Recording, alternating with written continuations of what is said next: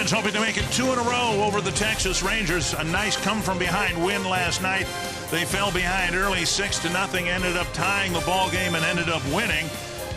And Mitch Garver had a big night at the plate, a couple of big doubles, driving in a total of 4 runs. The Twins tied it up. Jake Cave's home run put them over the top, and they ended up winning the opener here in Arlington 10-7. Tonight it's game 2, and Jose Barrios hopes to make September a really good month for him, and Giovanni Gallardo will make the start for the Texas Rangers.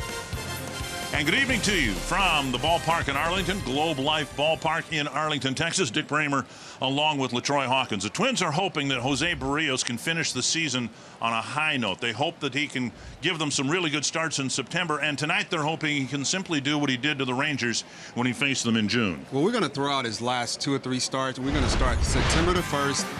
I guarantee he's going to go out there and continue to do what he's done to most of the league and what he did to the Texas Rangers the last time. 7 innings, 2 hits, 12 punch-outs, a career high, 2 walks, 107 pitches. And if he continued with his command, his pitch sequence, and his pitch usage, he did all those things great the last time out against the Texas Rangers. If he continues to do that, he's going to have another great night at the ballpark. He was dealing with a flu bug his last time out. Time before that, a long rain delay in the middle of his 5 innings worth. We'll see how long he can pitch this afternoon or this evening for the Twins. In game 2 with the Texas Rangers, Twins hitters were reminded last night the ball tends to fly here. We'll see how many runs they can score tonight in support of Jose Barrios.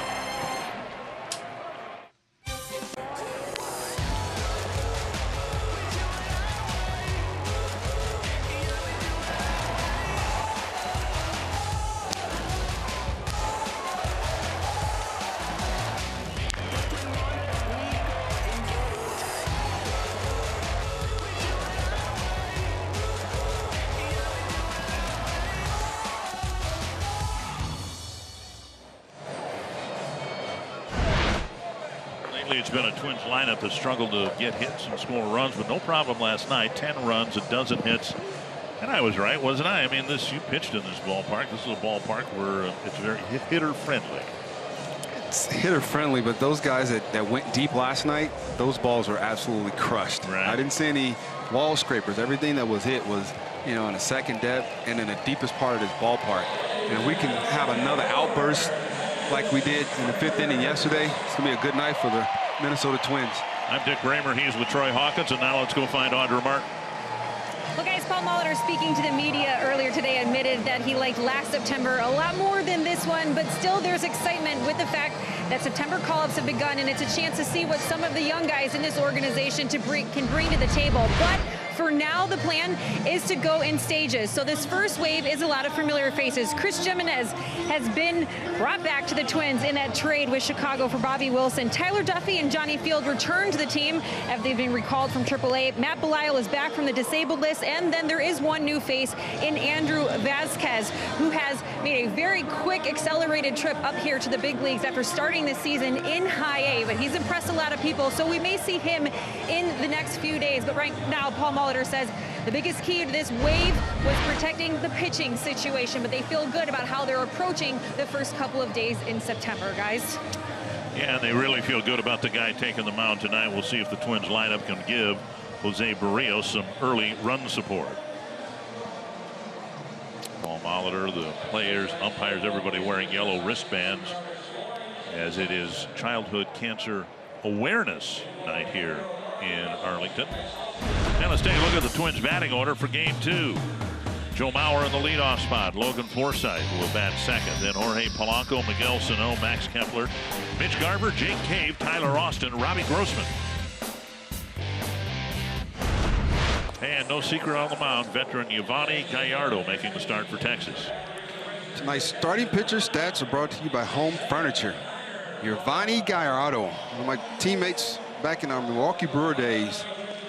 Still out there doing it on a consistent basis. Fastball 90 to 93 straight with some good carry. Curveball 78 to 81, 12 to 6 action. You'll see that a lot. And a really good changeup, 87 to 90 miles an hour. Northland Ford defense for the Rangers. Shin-Soo Choo, Joey Gallo in center, Nomar Mazara in right, Profar, Andres, Odor, Guzman, the infielders, and Isaiah Kiner Falefa behind the plate. Gallo getting a start out in center field. We saw him at first base yesterday. Pretty good athlete, and he's moved around quite a bit from third base to left field to first base, now center field here tonight. And Bauer's in the box, and he takes ball one. Hey, you mentioned the same term tonight as you did last night in your scouting report. A fastball with good carry. What's that mean? Well, we used to call it he has life at the end of his fastball. When he gets in the zone, it jumps on the hitters. And a lot of guys who have good carry, that's why they can pitch up in the zone, because the ball, it actually equates to what we call spin rate. The ball just never starts to go down. It stays straight a lot longer than other guys' fastballs. Late life. 1-1 to Bauer, then Forsythe and Polanco here in the first inning.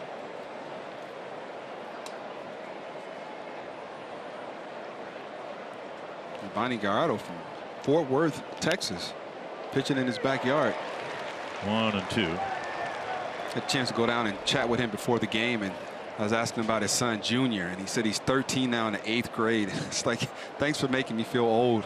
Remember that kid was like 4 or 5 years old, running around the clubhouse. All he wanted to do was field ground balls, and now he's a pitcher first baseman. This whole business of becoming a broadcaster and feeling old, you'll get used to that in a hurry. It happens a lot. It's part of it. Like my grandfather always says, keep saying good morning. You'll get old one day also. 1-2 to Mauer. Mauer 10 for 25 over the years against Gallardo. A lot of those matchups came when Gallardo was in Milwaukee. 2-2. Logan Forsythe had good numbers against Gallardo as well. 9 for 21. Max Kepler 3 for 8. So we'll see how it turns out here tonight for the Twins, who scored 10 runs in the ball game last night. Bounce foul up the line. To always remember about Giovanni, one of those guys out there, he never gave in to the hitter. Always just kept coming, just kept coming, just kept coming at you.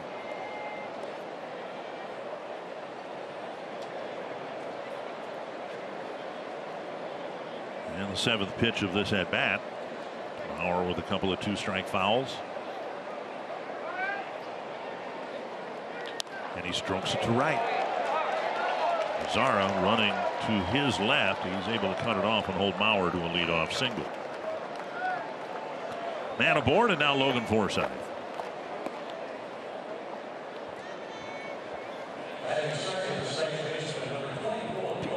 Piece of ranch for the win tonight. Great at bats. Continue to do that on offense. Another explosion like they did last night in the 5th inning. That was a big inning for us right there, wasn't it, Richard? Wow. Fell behind 6-0 in the bottom of the 4th, and then came back with an 8 spot. Here is Forsythe. Didn't play last night.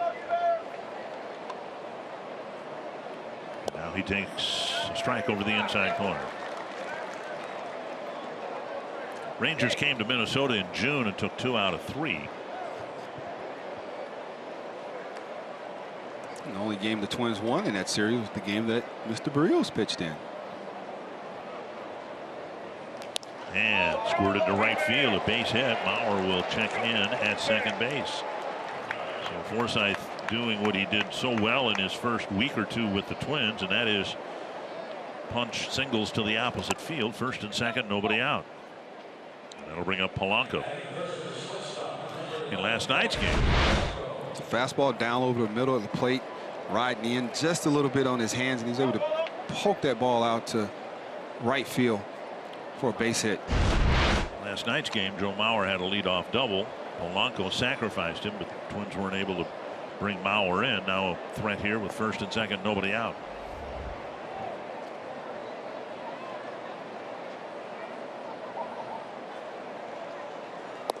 And he takes strike one. Gallardo getting ahead of hitters, but he's 10 pitches into his outing and he doesn't have it out yet. Bonnie's 11th year in the major leagues. You're starting to see some of that gray in that beard.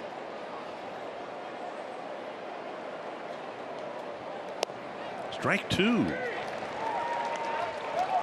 There's two good fastballs down in the zone.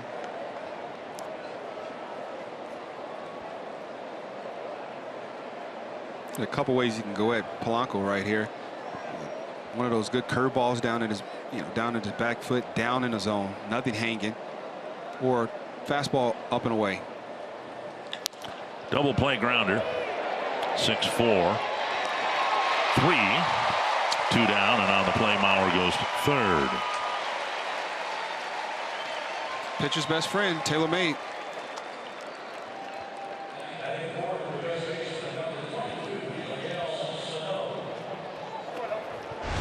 0-2 fastball, not even a sinker, down and away, and just beat that ball into the ground right to Elvis Andrus to get the double play started. 6-4-3. And that'll bring up Sano with a runner at third. Sano took some very good at bats last night. I was talking to him after the game, and he was talking about that roll between the legs of Kiner Falefa, and Mauer will score right through the 5-hole. And the Twins get the first run of the game. See how they rule it, wild pitch or pass ball, but in any case, unless it skipped off the plate, which it might have, that's a ball that the catcher's got to block. You're a guy at third base, you got to do whatever you can to keep that ball from going between your legs. It's a wild pitch, but that one was like he lifted, his lower half up, and the ball went right between his legs. Sano with a high fly to right field. The third out, but on the pitch before the third out, a wild pitch allowing Mauer to score the game's first run. With the Twins taking the first lead 1-0. And the Menards batting order for the Texas Rangers: Shin-Soo Choo, Rougned Odor, Elvis Andrus, Nomar Mazara, Adrian Beltre, Jurickson Profar, Joey Gallo, Ronald Guzman, and Isaiah Kiner Falefa. Tonight's starting pitcher stats are brought to you by Home Furniture. Jose Barrios making his 27th start for the Twins this year. Hopefully he can continue to finish this season at a very high note with his fastball, 92 to 95 miles an hour, good changeup, slider, and changing the eye level of these Texas Rangers hitters. Shin-Soo Choo will lead things off. Swing and a miss. Now Barrios did give the Twins 7 innings, gave up 2 hits, but it's interesting and important to note that those hits came in the very first inning. Shin-Soo Choo doubled, Beltre singled, Choo didn't score obviously. And then Barrios went on to pitch 6 shutout innings, a drive to left center field, and Grossman's there for the catch, 1 away. 7 innings, 4 of those he faced just 3 batters. The first inning was the only inning where he faced 5 different hitters, and you could argue the point it might have been his most dominant outing since his first outing in Baltimore when he went the distance. Well, he had everything working that night, and as you saw in the replay, his fastball was up in the zone when he needed to. He elevated. He threw his breaking ball, and with a team like the Texas Rangers, they're struggling on offense, but they are very good fastball hitters. So when you get in fastball counts and you're able to throw your breaking ball for a strike, that kind of gets them all out of rhythm. First pitch strike taken by Odor. It's already more strikes being called in the first inning than it was yesterday. 1 strike to Odor, then Andrus.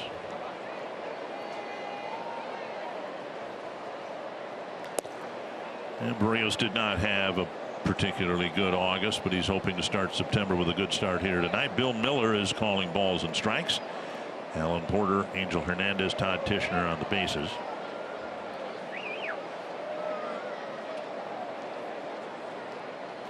Strike 2. The month of August started on a high note, 7 innings, couple of runs against the Royals, and then the 4 starts that followed. Again, given the fact that he was dealing with a flu bug in his last start, a rain delay in the middle of his 5-inning start before that, but in his final 4 starts of August, 17 2/3 innings, 11 earned runs, and 10 walks. So he would like to forget all about most of what happened in August and put his foot down on the accelerator and finish with a strong month in September. You're going to have that month through the course of a season, or 3 or 4 outings in a row, where you're not going to feel particularly well. You're going to go out there and you're going to, the hitter's going to feel like they know what's coming. They're going to put a good swing on it every time. Like you said, new month, clean slate, finish this season very strong, and show the young guys who came up, you know, show them the way and show them how to do it. Knocked down by Barrios. And see where it hit him. He walks off the mound like it may have hit him in the glove itself. 2 down.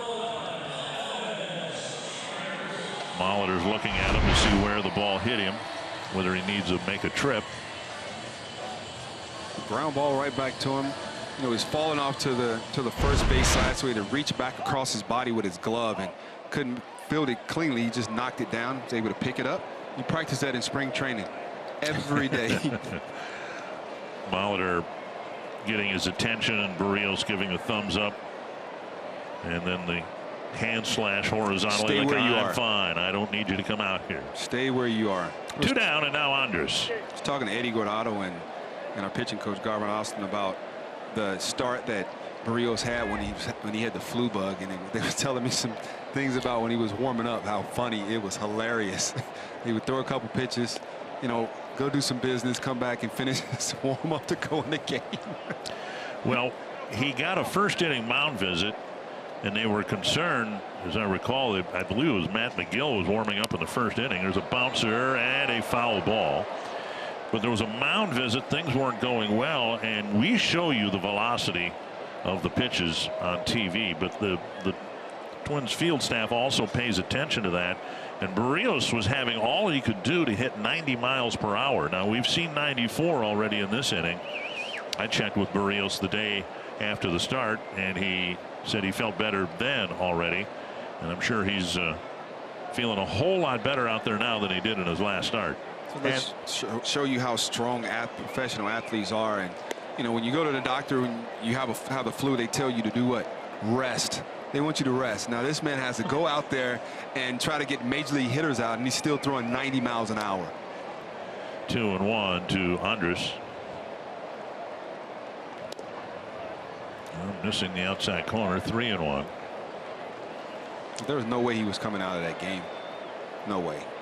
No way. Well, he found a way to give the Twins giving it a try. Yeah, he found a way to give the Twins 5 innings at a time when they really needed it. Chopped foul, and that'll hurt Andres for a while. And that's what your aces do. They give you a chance. They give you a chance every time they're out there. And I know every guy on this team, they know when Rios is on the mound, they have a very good chance of winning that night. They just got to go out there and do their part. 3-2. Andres is still hobbling around a little bit. Now he'll get some medical attention. The trainer coming out with Jeff Bannister. If you were watching when Barrios made his start against Oakland at Target Field, all right, there's a smile. You can see him. He's very animated out there. He enjoys being out there. And on that day, he was not himself. It wasn't just the velocity. You could see it in his facial expressions. He was struggling to stay out there. Andres will stay in the game.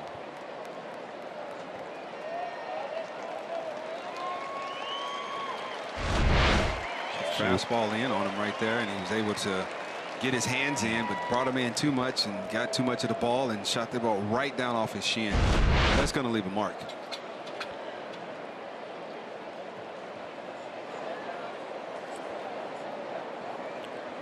Barrios with a full count to Andres.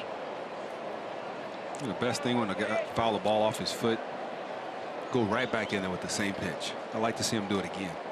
Same spot, same results. Strike 3.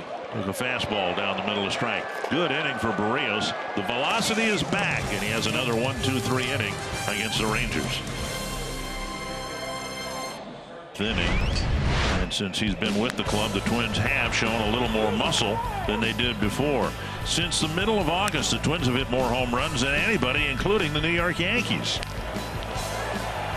And Austin, the former Yankee, Jake Cave, another former Yankee farmhand, have enjoyed the increased playing time, and it's resulted in a little bit more power. There's a strike to Max Kepler leading off the second. And that's your pick to click for the series, Mr. Jake Cave, man Cave. Chatting with him earlier, and I told him you're his pick to click. Well, I'm sure that meant an awful lot to him. Oh, yeah, he was excited. You guys talking about me up there? I'm like, oh, yeah. 1-1 to Kepler. Twins would like Kepler to have a good final month, too. The Batting average has been sitting in the 220s, 230s. There's a one hopper to Guzman. To the bag, one away. And that'll bring up Mitch Garver. Twins hoping to have a good run through the state of Texas. After tomorrow's day game, we go to Houston and play 3 games there. Garver with 2 big doubles, a bases clearing double that tied it, and then an insurance run later. Talking about him about those pitches that he hit, and he couldn't understand why they were throwing him breaking balls, but he said he wasn't going to complain. He was just going to make sure he put a good swing on them and not miss them when they throw him.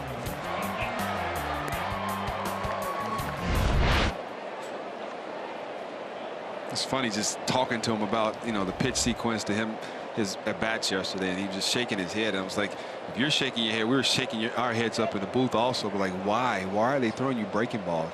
He said, not just breaking balls for strikes. I said, they keep doing it, you just keep hitting them with a lot of backspin. Check swing dribbler to Jeff Smith, 1 strike.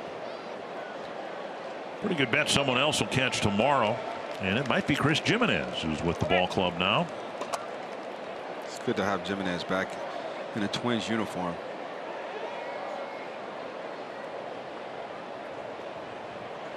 Swung on and missed. There's a good slider from Giovanni Gallardo right there. It looks like a fastball into the last second. It just falls off the table, going away from a right-hand hitter's bat.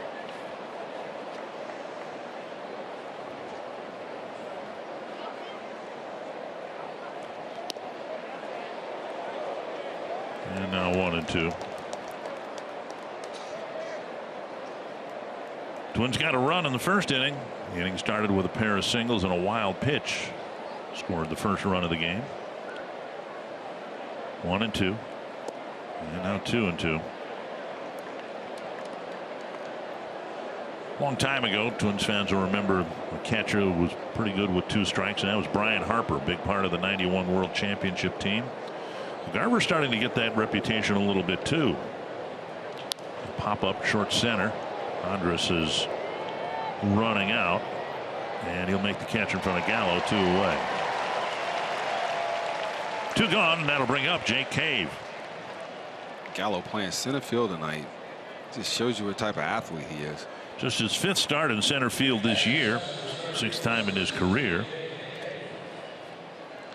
The more versatile you are on defense, the more value you have with a team. And it's so important now when you've got 13-man pitching staffs, not so much in September because the rosters have expanded.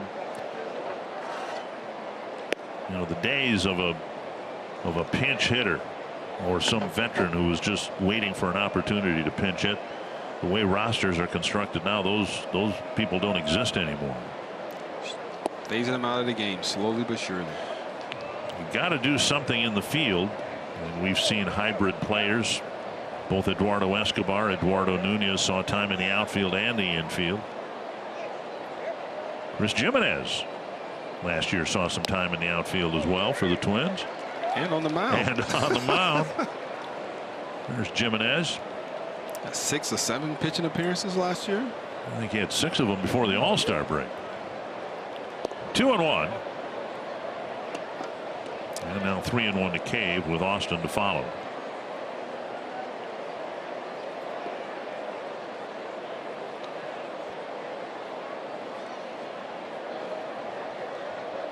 A blast to right field, way back and gone into the second deck, and Jake Cave has number 9 on the year.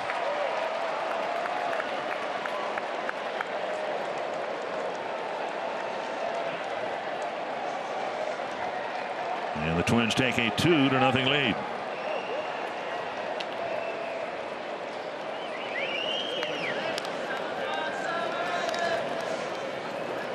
.443 feet on that one.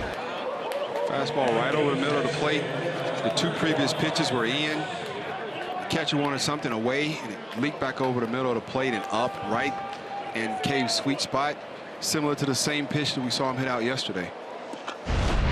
Tyler Austin takes a strike at the knees. So a run in the first on a couple of singles and a wild pitch and a long blast.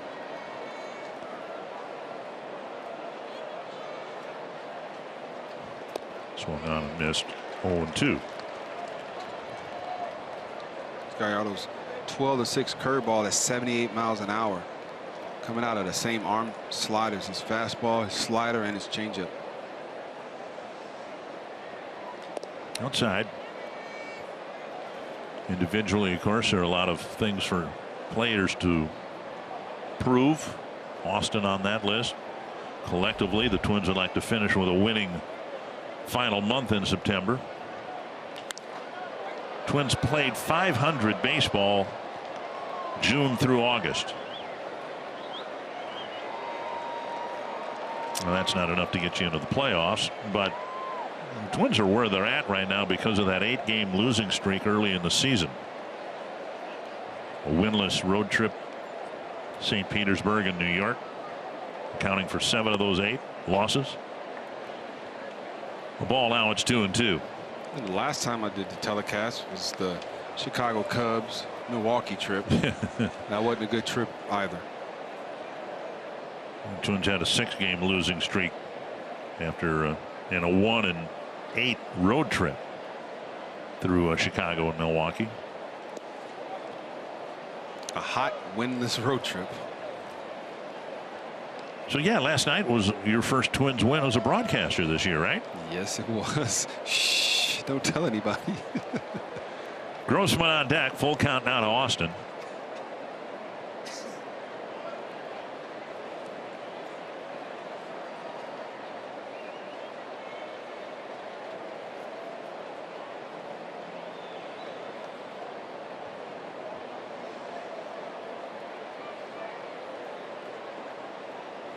I don't think he'll be getting a fastball, a curveball or slider.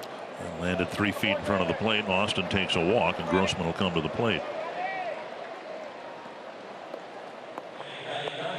With Eddie Rosario not on the disabled list, but unable to play because of the twinge in his quadricep muscle. Grossman getting a chance to get some playing time out in left field.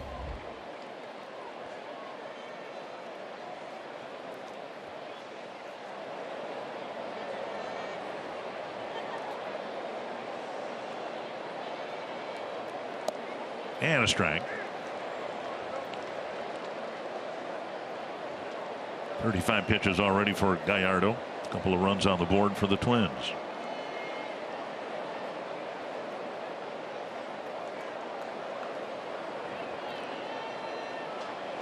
Outside. 1-1. Twins now with a 5-man bench with the additions of Jimenez and Field. It's in reality a 4-man bench because they don't want to use Rosario until the Twins get back home at the earliest. Down low, 2-1. 2-1. Good hitters count. Normally Grossman would be looking for a fastball, something he could drive, in the gaps. But with Gallardo being able to throw his breaking pitches behind the count, you can't take it for granted he's going to throw a fastball. It's off the end of the bat, and Andrus retreats to end the inning. But Jake Cave hits his 2nd home run of the series, and the lead is now 2-0 Minnesota.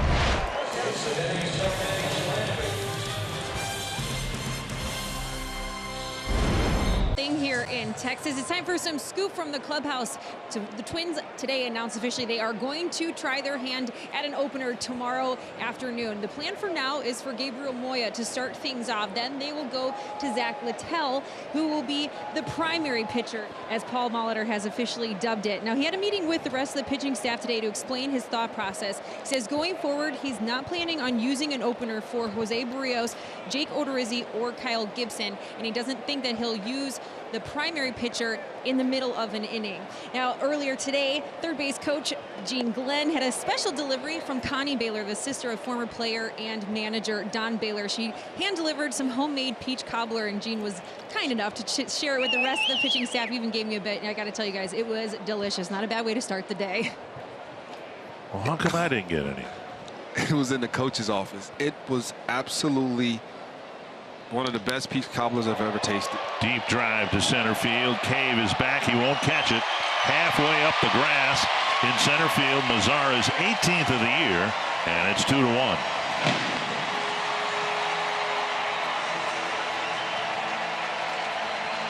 Berrios fell behind and paid the price.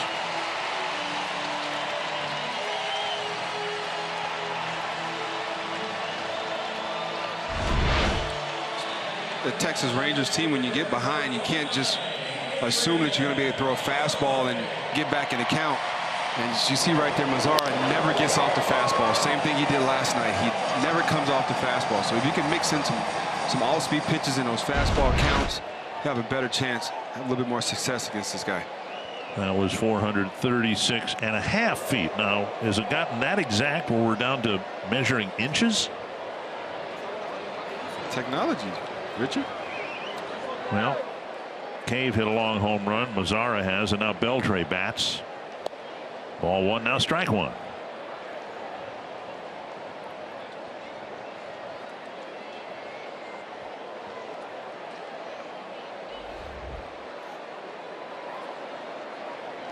Swung on and missed, 1-2.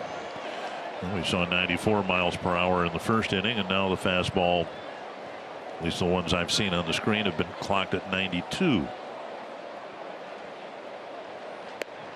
Ooh, just missed the corner at 93.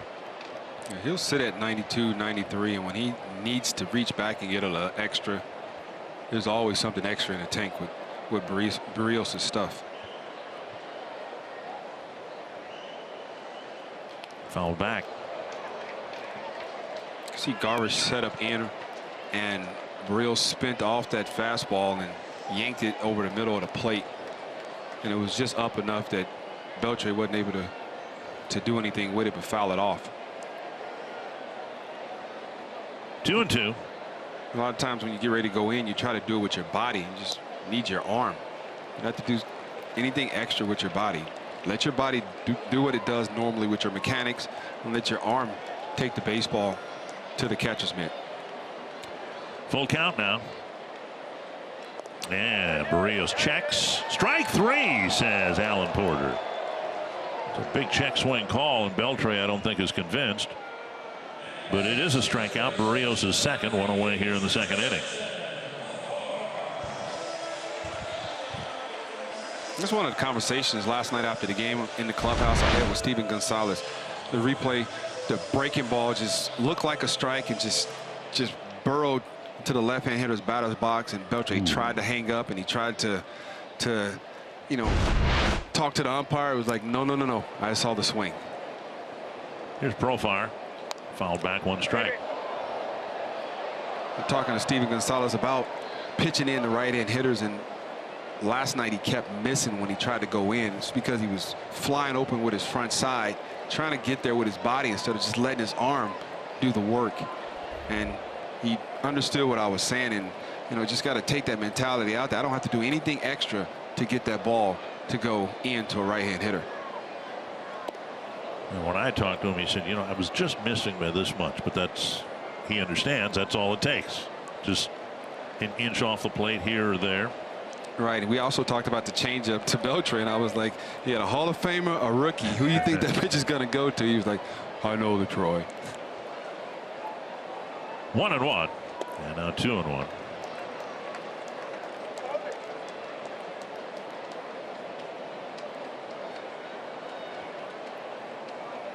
Rangers getting their first run this year against Berrios on the Mazara home run. And now another 3-ball count. Of all the numbers in August over the last 4 starts, it was the walk numbers that seemed surprising to me when I tabulated them. 17 2/3 innings, 10 walks. And Berrios' strength, he has many of them, but one of them is the ability to throw strikes and avoid bases on balls. On the year, coming into the game, just 46 walks and 163 2/3 innings. About 1 walk every 4 innings. And he's had 10 of them, or did, in his last 4 starts in August, covering 17 2/3 innings. Another 3-2 pitch to Profar. Popped up down the line, and it'll spin over the tarp and out of play. You hear me say this in the course of a season, and you get 32 starts. There's going to be that 1 month where your mechanics just get off just a little bit, just a hair, and that's going to cause you to do some things and some things that happen that normally wouldn't happen. And maybe it's something mechanical. He had a couple of starts where he was sick, and we talked about the rain delay, so that kind of threw him out of rhythm. Just an unusual month of August for Jose Berrios. And he missed to Profar and walked him. That'll bring up Gallo. Let's take a look at the Twins out in the field, brought to you by Northland Ford. And it is Robbie Grossman in left field. Jake Cave in center, Max Kepler in right, Sano, Polanco left side of the infield, Forsythe and Mauer on the right side, and Garver catching his second straight game.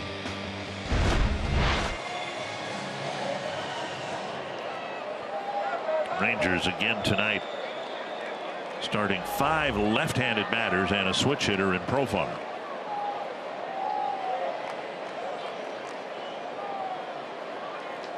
And Berrios misses with a fastball.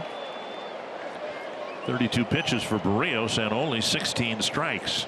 And he's really misfired more often than not here in the second inning. He's had 3 3-ball at bats. 2 in a row. And now it's 2-0 to Gallo. And remembering that he fell behind Mazzara before Mazzaro hammered the home run. Well, Gallo's one of those guys you have to be careful with and stay out of that area where he can do all this damage, because there are a lot of holes in his swing. But if you come in the damage area, he's going to do some he's going to add to that 38 total. My goodness. What I see out of Berrios right now, he's dropping his elbow and he's spinning off towards the first base line right there. It's just not following. I like to say, when I talk to the younger guys in the minor league, follow the baseball. Follow the baseball, and all your momentum will be going towards the right direction. Green lighted a 3-0 fastball with a little heat on it, 94 miles per hour, and it got a foul ball. 3-1. If you look at that, everybody flinched. Garver's flinched and Berrios flinched at the end.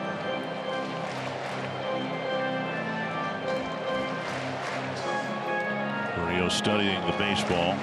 Pitchers don't throw them back as much as they used to. Every once in a while I see a pitcher say, I don't like this baseball, and they'll get rid of it.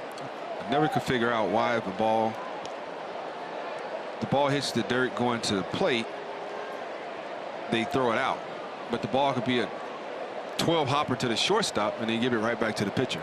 We had a game at Target Field recently where they took an umpire took every ground ball out, which I had not seen before. And a misfire to Gallo and a back-to-back walks.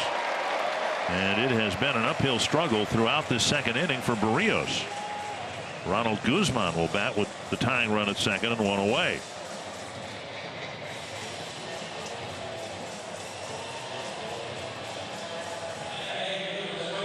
Middle infielders join the discussion.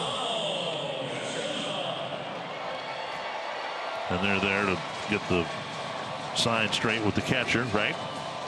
Well, no, I think that was all about, just giving Berrios a breather after walking the last 2 hitters. Try to get him to calm down and take a couple deep breaths and find that rhythm, find that good release point that he had in the first inning. Guzman with some pop in his bat, 13 home runs on the year.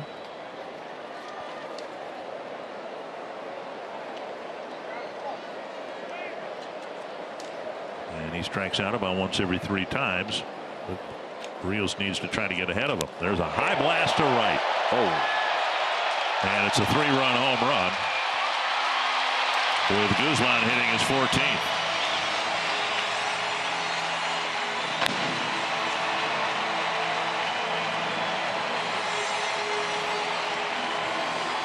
A solo home run, and now a tape measure 3-run home run, all of it in the second inning. You got a home run hitter comes up to the plate, and you're struggling to throw strikes. He's going to sit on that first fastball after a meeting like that, and just hopefully you throw it where he's swinging. And we've talked about this being a hitter's ballpark, but I'll say this: I hadn't seen any home run that's been hit yet that's been a scraper. They've all been no doubters. So now a 4-2 Texas lead. Base is empty. And here's Isaiah Kiner-Falefa. And Berrios gets ahead with a fastball, 1 strike.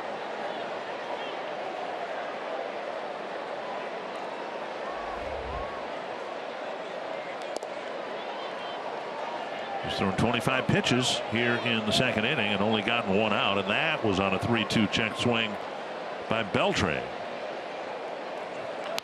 On the ground to Sano. On target to Bauer, 2 down. First pitch strike is key and imperative to be successful, and just hadn't been able to do that this inning.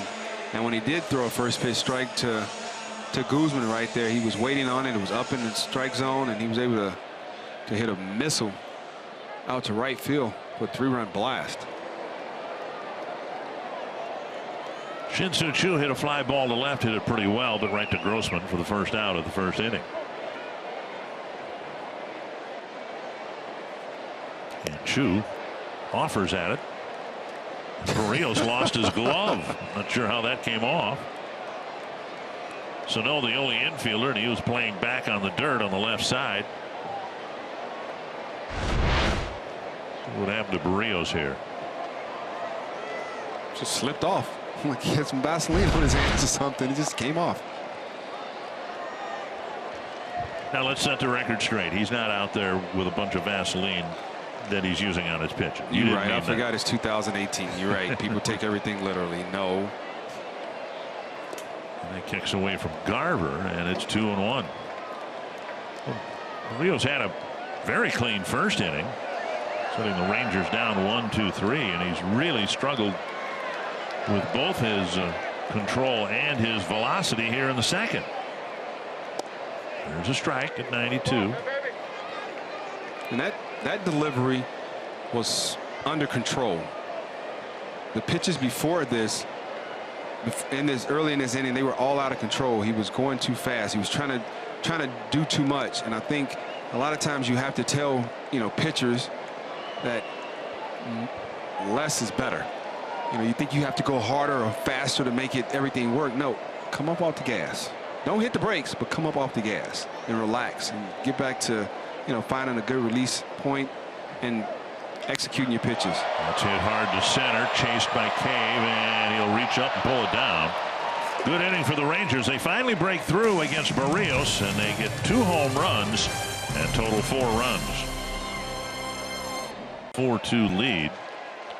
Sanford Health Injury Report. Big start tonight for James Paxton, coming off the disabled list, and the Mariners are running out of time. They find themselves behind the A's by 5.5 games for the 2nd wild card spot.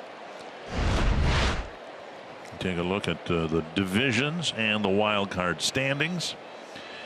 Oakland right now in the 2nd wild card chair, and they're pitching the opener concept tonight.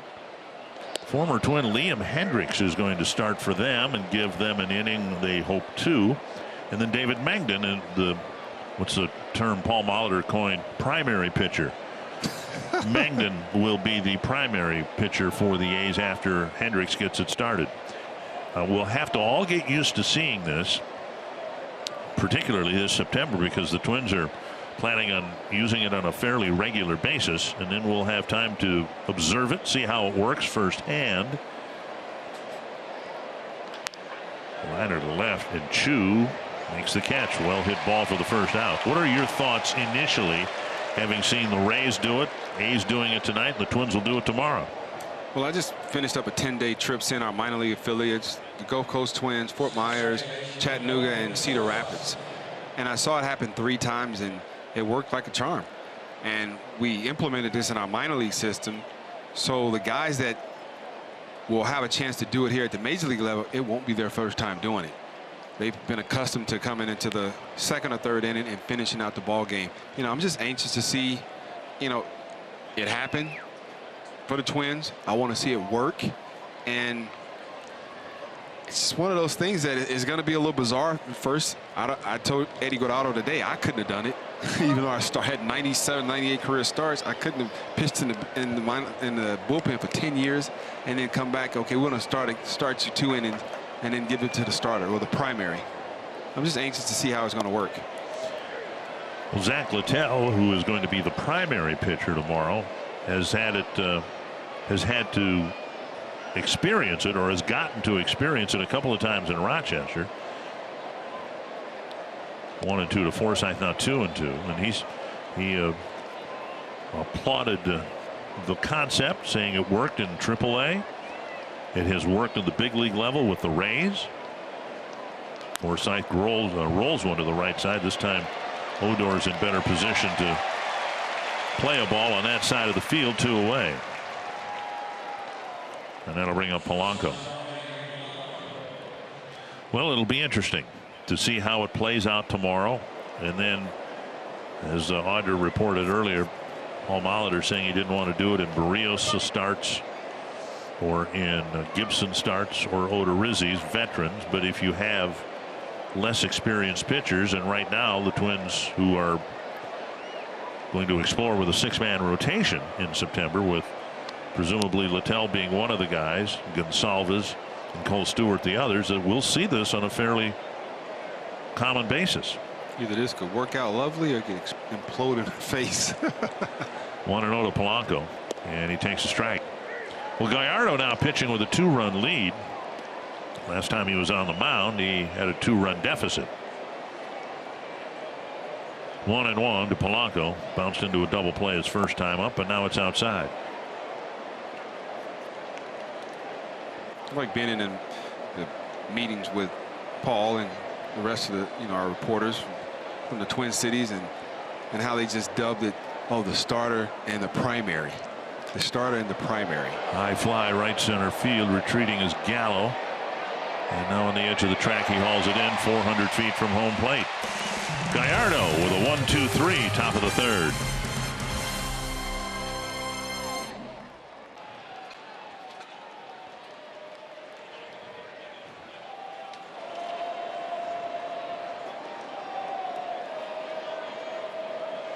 Yeah, it'll be interesting if in fact they get into the wild card game again. Even last year when the Twins faced the Yankees in the wild card game, there was a lot of concern from the New York media about what would happen if a team with an inferior record during the regular season were to eliminate the Yankees in a wild card game. And it might love it. Very hang with them, right? Yep. Love it. And it might happen again this year, where the Yankees, who might win 105 games this year, will find themselves in a 1-game match with Oakland, perhaps Seattle. Well, the Yankees are going to have to go on a tear to win 105 games. Well, they've already got 85, and they've got 86. 86 today, right, with 26 games left. They have to win 19 games this month. 1-2. I would love to see it. I would love to see them win 100 games and not make the playoffs. Get knocked out in one game, a wild card game. Well, they won't get much sympathy from San Francisco Giants fans, because back in the day, Giants would win, say, 95 games, and the Dodgers would win 98, and there were no playoffs. So the Giants won 95 ball games with all the Hall of Famers in their lineup, but they couldn't get to the World Series because there was a better team in the National League. Usually it was the Dodgers. Big hang with them. 2-2 to Odor, then Andres and Mazzara. Barrios hoping to throw more strikes, have a quicker time of it after a very difficult second inning. 2-1 Yankees. And to our knowledge, Ron Gardenhire managed the entire game for Detroit after getting tossed out last night.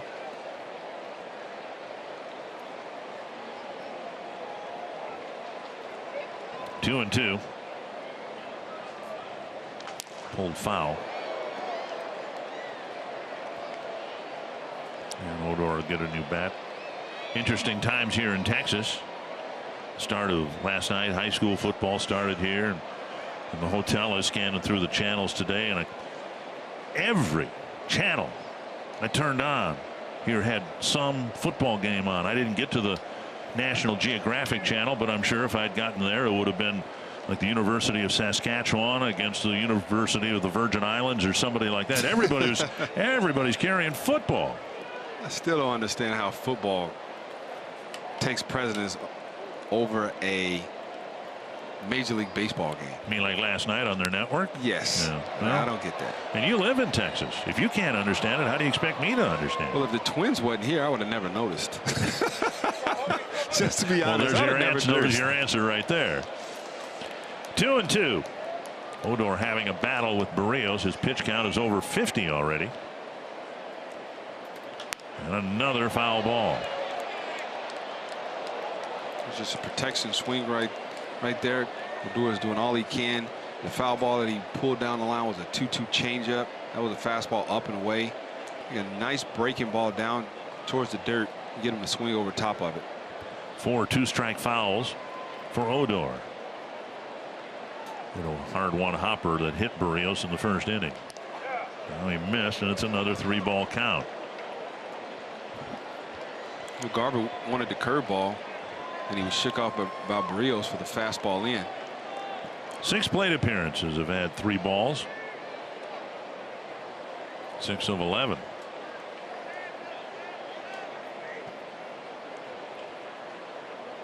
Got him with the changeup. And finally, Odor strikes out. 1 down. That'll bring up Andres. And there was a off-speed pitch in a regular fastball count. 3-2. He's looking for a fastball. Barrios pulls the string with a really good changeup. It was a strike to ball, not a ball to strike pitch. He was able to get him to swing right over the top of it. And what sells that pitch is the arm speed. It looks like a fastball, but you let the grip take the miles per hour off. Andres took a fastball for a called 3rd strike, his first time up. Chopper. Foul. My goodness, I thought that ball was fair. It's not reviewable. But I thought that ball bounced right over the bag. I like to say Tishner had a better look than we did. I would hope so, but look at this. Ooh, to me, that bounced right over the bag. It was grounded in fair territory on the first hop and looked like it sailed right over the base. But again, it's not a reviewable play because it is in front of the umpires and not behind them. Now, Andres is lingering a little bit. Maybe he thinks that the Rangers might challenge that. That's called not knowing the rules. 1 strike. And that one is definitely foul. You know, I always laugh. Now that we have instant replay for the last, 4 years, 5 years, you see a guy slide into second base, umpire call him out, and the first thing he do is point towards the dugout, like, go check. Like they're not going to check anyway. You don't have to tell the bench to go check. And one thing I've learned over the years in watching runners do that so confidently that they got the base safely, 9 out of 10 times they're wrong. No one's more intimately involved in the play than the runner, and he thinks he's safe, and most of the time he's not. You still don't have to tell the bench to go check it. They're going to check it. 0-2. And now 1-2.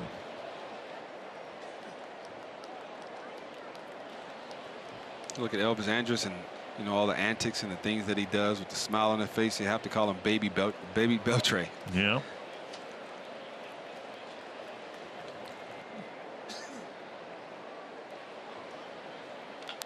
Chopper to Sano, backhanded nicely, and Mauer digs it out of the dirt nicely. Sano, out of respect for Andres' speed, decided he couldn't wait back for that longer second hop. He made a nice soft backhand pickup, and so did Mauer on the other end. Very, very tough play. Just because of the way he's positioned, he had to come towards the line. And like you said, didn't want to wait for that second hop. He took the short hop and made a throw over to first base, and Mauer scooped it to get the speedy Andrus at first base. 2 down, and now Mazzara, who cranked a home run to center field, leading off the second inning.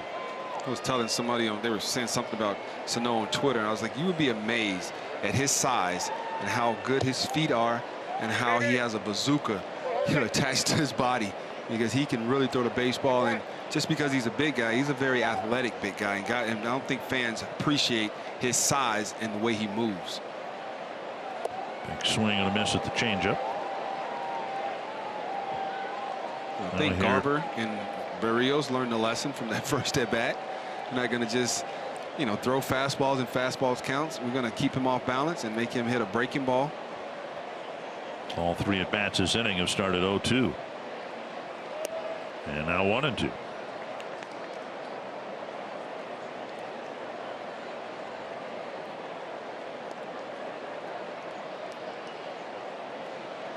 '65th pitch of the ball game for Berrios.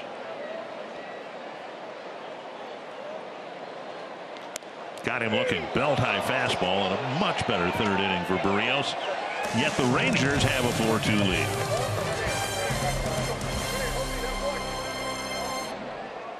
lead. Blessed enough to have the opportunity to play in the playoffs. That's the end-all be-all goal, is to win the whole thing. So, for us, it's been cool, and I was lucky enough to be on 2 teams that were in a playoff push, and hopefully both teams can win it. I'll get double rings, so that'd be cool. But for sure, a miracle. We're pushing, and hopefully we can clinch it tonight and give us a little chance to rest and be excited for the playoffs. Royce Lewis, part of the interview we did with Anthony LaPanta before the game on our pregame show today. And some interesting things in that interview. I hope you were able to listen to it. Lewis, of course, the #1 overall pick a year ago, and really going through a lot of things for the first time. I mean, he came out of high school, and now he's playing 140 games for the first time at 2 different levels.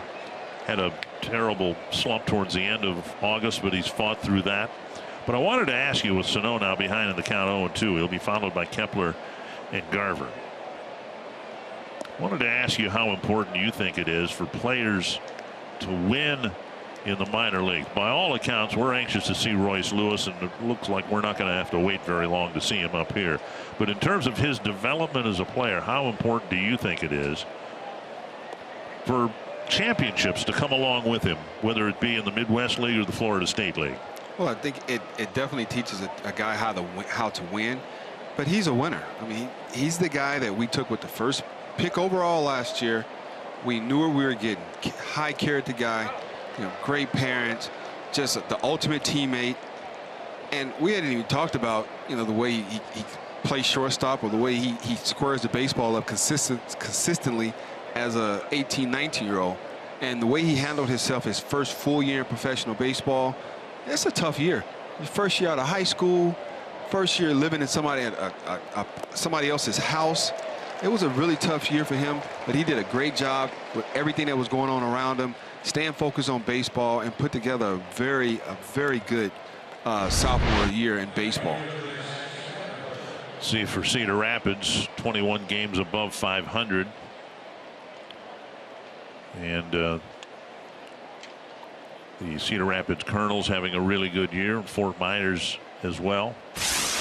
Toby Gardenhire has done a great job. I just saw them for 3 games in Beloit last week, and he has those guys clicking on all cylinders. Yeah. The pitching, the defense, the hitting.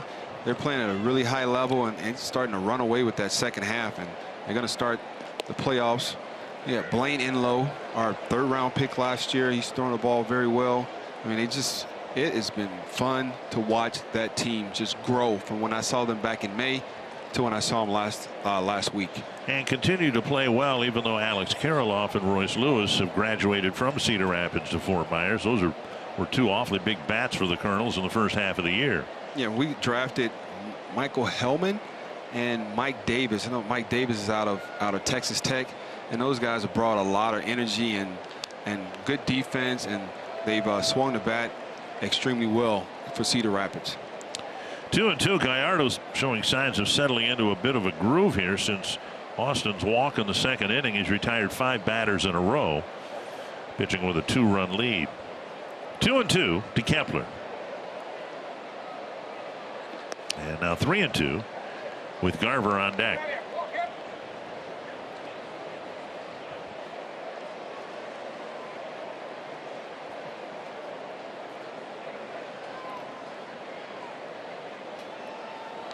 It's poked down the left field line toward the corner, chased by Chu, And he makes a nice running catch on the warning track. That ball slicing toward the foul pole, but Chu with a nice catch at the end of a nice run. 2 down.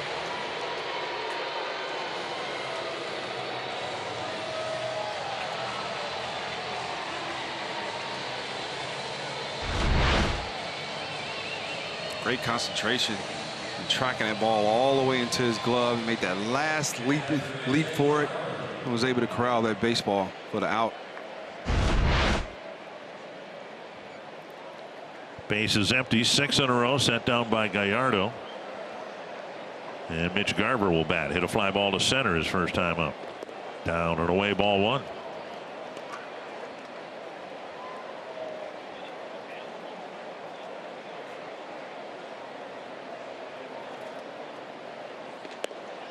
And now high, 2-0.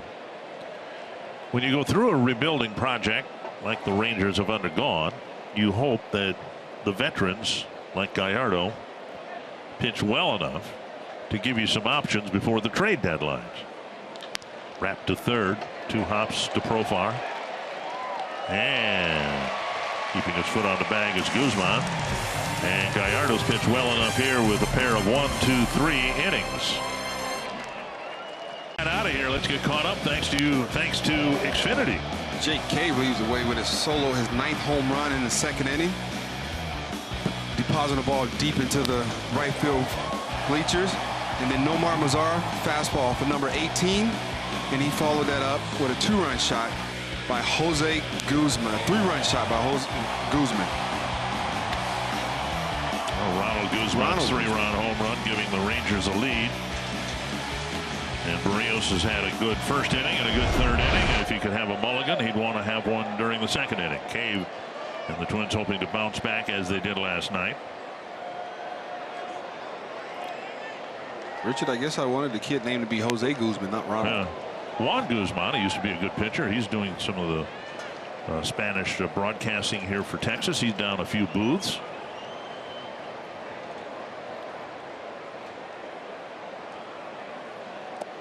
And Beltre with a swing and a miss. Tomorrow will be the last game for the Twins and Rangers in the season series, obviously, and we don't know what Beltre's plans are. At least I hope. There's Juan Guzman.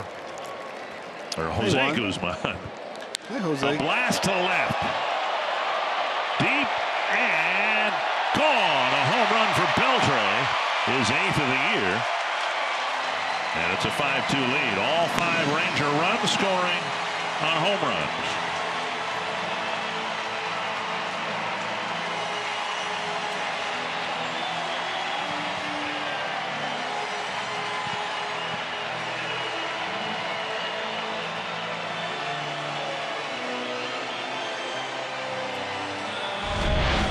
So a hanging slider from Barrios just hovered right there in the middle of the plate. And Beltre recognizes it, keeps his hands back, and just throw all barrel at the ball for a solo shot to start off this fourth inning. And touching his head is a no-no.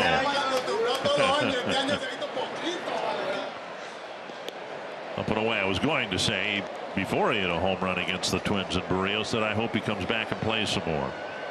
He's one of my favorite players, has been for a long time. Not playing much at third base anymore as the Rangers are trying to give his legs a bit of a break. But a future Hall of Famer. Member of the 3,000 hit club. 2-0 now to Profar. Drew a walk his first time up. I went out today doing batting practice and had a chance to have a long conversation with Beltre about retirement, and he asked me some questions about when I knew it was time to give it up, and I told him, and he told me that he really didn't know yet. He was going to take a couple of weeks off, maybe a couple months, and just try to reevaluate how he's feeling physically and mentally, talk it over with his family, and then he'll make his decision. And I told him the best time to retire is when they don't want you to, because when they want you to, it's too late. They'll retire you for you. Yes, they'll take their jersey back instead of you giving the jersey back. 2-2. But he was just the same old happy, chipper Adrian Beltre. He's just great. Just a great all-around teammate, great individual. And I saw him a lot when Eddie Guardado had his annual bowling tournament for autism, and every year I was there, Adrian Beltre was there also. Swing and a miss. Profar strikes out for the first out of the 4th inning. And it'll bring up Gallo.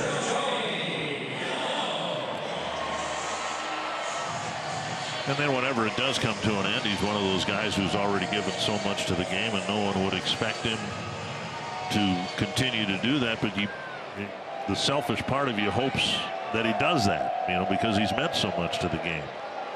Well, with a guy with his character and just the way, you know, people speak of him, he'll always have one foot in the game and leaving his imprint somewhere.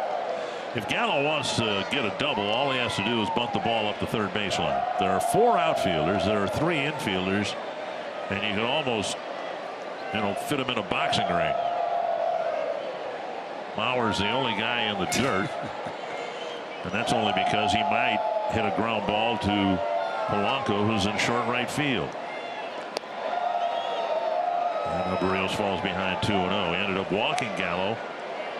There was already a man on first in the 2nd inning, and then Guzman clubbed his 3-run home run. There's nobody in straightaway center field. This shift is similar to the one the Twins used against Jose Ramirez in Cleveland in the series finale there. And Ramirez threatened to bunt, and then on the next pitch did a wicked line drive to the corner, but Kepler was standing right there. So the shift worked. And now a foul, and it's 2-2. I always laugh when I see. It's going to come a time in baseball where the shift is going to be non-existent, because minor league guys are seeing this. Minor league coaches are seeing it. They're teaching hitters to have a little bit more bat control, so you can't position them and play them this way. There wasn't a hitter that Tom Kelly came in contact with that you could have played like that. Barrios off the mound. Garver with a long run, and the ball hits the railing, and Barrios ended up backing away from, I think, contact he thought was coming from Garver. But there you go. That's a foul ball that would be caught by a third baseman in a normal defensive alignment. And I think the angle that Barrios was coming from off the mound, he was running towards third base to the dugout, and he was looking into the lights. So it kind of like he was, you know, the ball got a look close. He saw it, he tracked it, and then he kind of lost sight of it. Right about there, like, oh, I didn't see it, and I wasn't close enough to catch it anyway. 2-2 to Gallo. And with now 2 strikes, the shift is even more pronounced on the right side of the infield outfield. Gallo strikes out. Garver has to find somebody to throw it to, and he ended up firing it to short right center field where Sano is standing. That's a long throw. 2 down here in the 4th, and that'll bring up Guzman. I mean, Joey Gallo is going to make a lot of money in the game, but he's you know, striking out a lot and hitting about 200. And if they continued to shift him, if he could just put the ball in play, he could hit 300. Well, I know one thing. They say, well, if a guy like that who hits 40 home runs every year, he wants to bunt, we'll give him that bunt. We just won't give him the extra base hit. Well, a guy like that's hitting 200 every year, I'm going to start taking those bunts, because that's going to raise my batting average. And we've already seen it play out just the opposite of what they say. I think we saw Joe Madden with the Cubs, Kevin Cash with the Rays. An extreme shift put on, somebody beats the shift, and in the very next at bat, they're not in that shift anymore. They react to the success of the at bat before, as they should. And Madden was one of the first managers to start doing all that extreme shifting, and now he's gotten away from it. I think he does the leaf shifting now with the Cubs. He threw it out there, everybody bid on it. Now he's going back to the regular way. Barrios fell behind Guzman before he hit his 3-run home run. Now it's 3-0. And there's a strike. You see, if he can keep that same tempo, that same effort right there on that 3-0 fastball, he didn't try to overthrow it. I'm going to throw a nice strike right there at its most relaxed state, 93 miles an hour. And the pitch is up. And it is the 3rd walk issued by Barrios in 3 2/3 innings. We've talked about Barrios and Kyle Gibson both headed towards the 200 innings pitch mark, and it looks more and more like that might not happen for either one of those pitchers, because the Twins are going to have a 6-man rotation, it sounds like, for a good part, if not all, of September. And Berríos, frankly, is struggling pitching deep into ball games. This might be the 5th straight start that he does not pitch 6 innings for the Twins. Swung on and missed by Isaiah Kiner Falefa.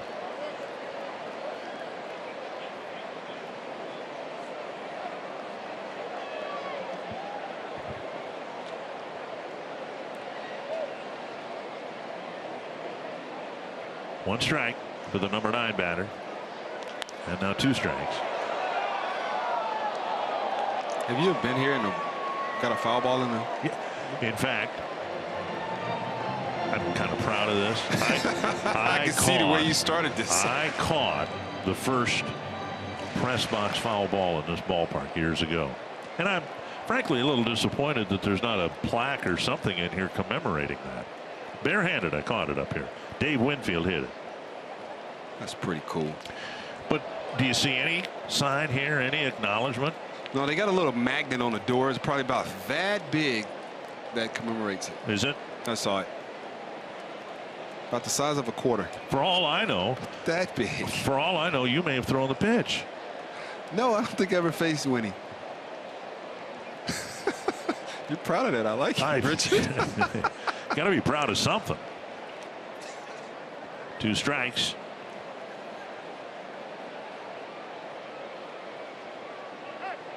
I wonder, you know, when they wrap up this ballpark at the end of next year, whether they'll invite me back as part of the ceremony, you know, honoring the great moments of the ballpark. I think they should. I'll talk to John Daniels and some of the other good folk here in the Texas Rangers, see if we can make that happen. 2 strikes. There's a high fly to deep left. Grossman retreats. Plenty of room out there to make the catch and end the 4th inning. Last night the Twins had a big 5th inning. We'll see if they can score some runs for Berríos tonight in the 5th.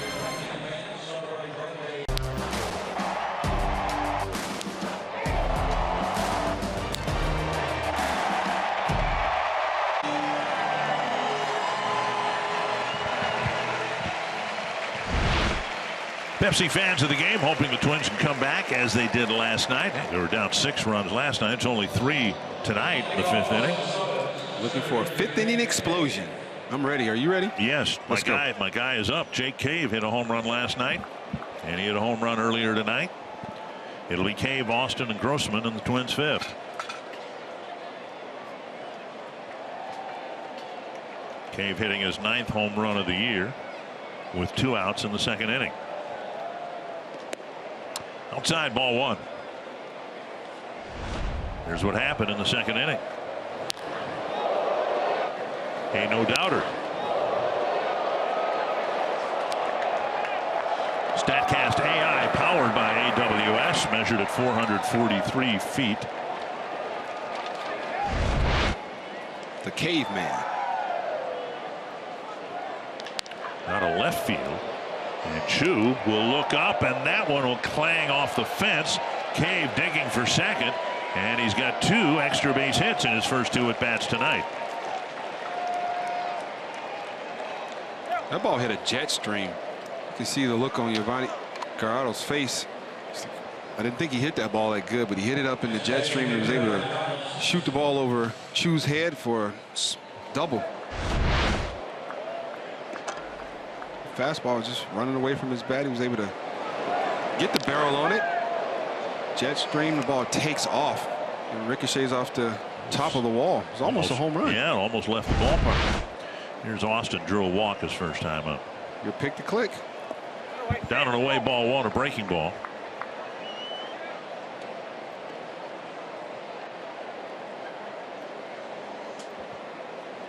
Austin started the 5th inning comeback last night with an opposite field home run.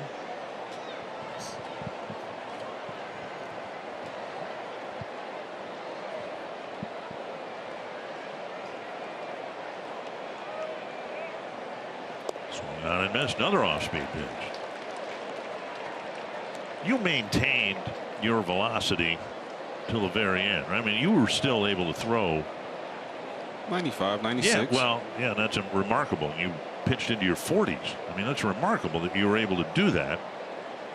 But what happens to most pitchers, it seems like what was 93, 94 becomes 90, 91. And I think that's kind of where Gallardo is. Every once in a while, he's able to get it up a notch or two higher. So you never had to make the adjustment most guys have to make, where they got to figure out a way to get guys out with less velocity. And I think that's where Gallardo's at right now. 1-2 to Austin. Well, I think his key to him is his off-speed pitches. He's able to the throw right side and strike. through for a base hit. Cave will round third. He's coming in. And Tyler Austin's made it a 5-3 ball game with a 2-strike single.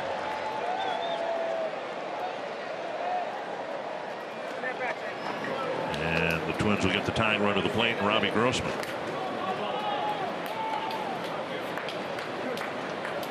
Watching that at bat, you knew that if he was going to put a swing on the ball, it was going to be a breaking ball, and that was a slider going away from him. The pitch before that was a fastball up in the zone coming towards him, so he's going up and in, down and away.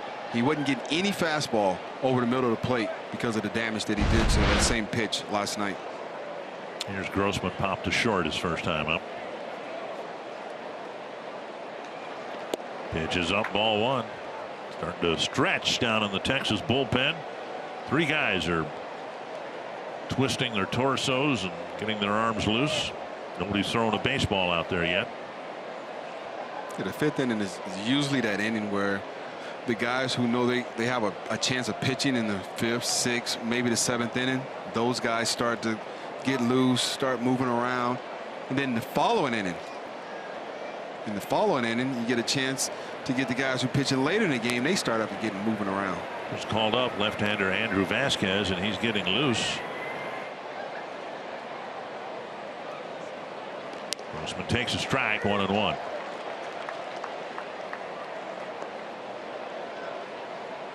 One of those straight changeup for a strike to get him back in the count at 1-1.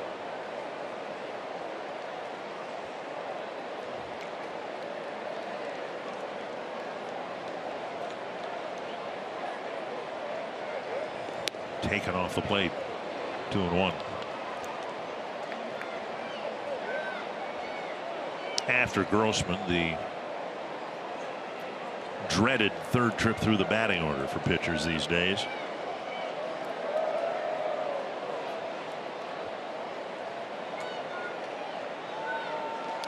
Tap foul. 2-2. 3 changeups in a row. Grossman being a fastball hitter. There's a good chance he's not going to get a fastball anywhere over the middle of the plate. It's going to be up and in or pounding that fastball down and away. Grossman trying to keep the line moving here. Good start to the inning with a double followed by an RBI single. So with the starter in the primary, that's to protect the guys. Up the line, foul. And the whiff. To protect the guys and help the guys who can't get through the lineup the third time. If they were doing that back when I was starting, what could they have come up to help the guy get through the second time in the lineup? Because I couldn't figure it out.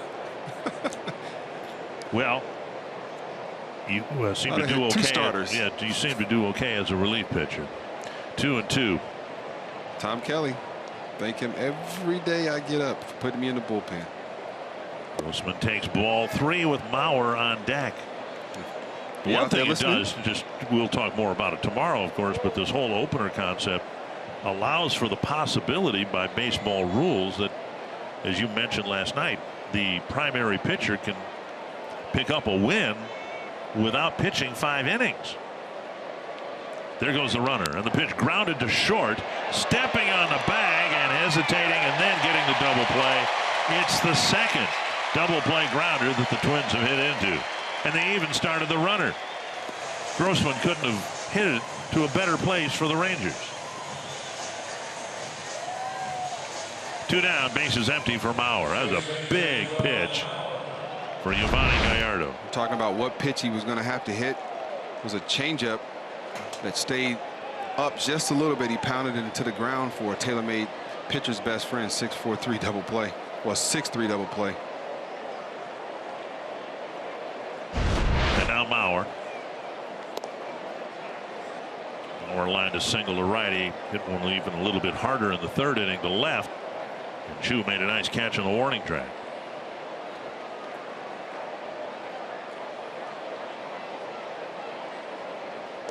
And now inside 2-0.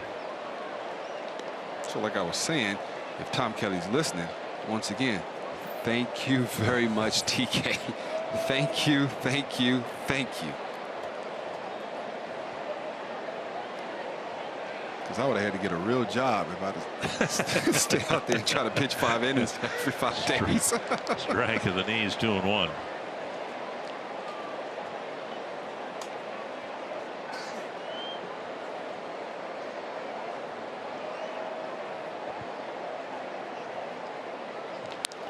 High hopper over the mound, and Andrus takes charge, makes the play. Twins get one back on a pair of hits that open the 5th inning. It's 5-3.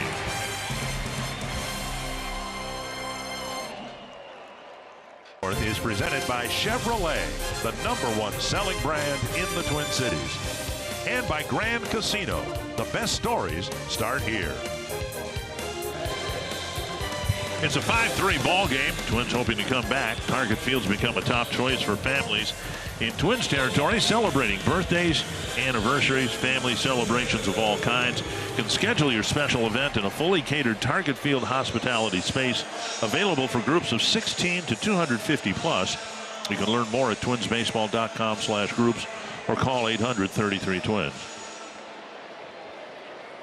About to see the major league debut of Andrew Vasquez, just called up in time for the game today. I think he had a little bit of a flight issue, he and Tyler Duffy, but they are here. Presumably Duffy's here as well. And he really, at an accelerated pace, came through the minor league system this year to throw his first major league pitch. Ball 1. Andrew Vasquez from Rancho Cucamonga, California. I saw him pitch in Cedar Rapids last year, and I saw him pitch twice this year in Fort Myers and in Chattanooga. Featuring a fastball, good arm side run, 78 to 82 miles an hour sweeping slider, which I've seen him throw 12 consecutive pitches and get 8 swing and misses on his slider. Okay. So his slider is his primary out pitch. Really needs to throw it over. He's falling behind Chu. 2-0 here. It's a fastball at 89. And for Vasquez, he started this year in Fort Myers, went to Chattanooga, then went to Rochester, and now he's graduated all the way to the big leagues. 2-1 to Chu. And there's the slider over for a strike. He's going to throw it again and again. I'm glad we brought him up. His slider is so good in the minor league, and giving him this audition in September lets us know if that slider could play in the big leagues. Down and away, and Chu took that one for ball 3.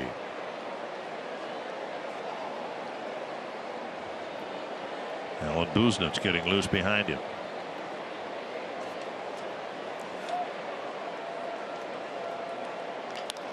Slider bounced to Mauer, and Vasquez can't handle the throw. And Chu will reach. Nice play by Mauer, who was running towards right field, and the throw right on top of the bag, but Vasquez didn't catch it. It'll be an error to the pitcher.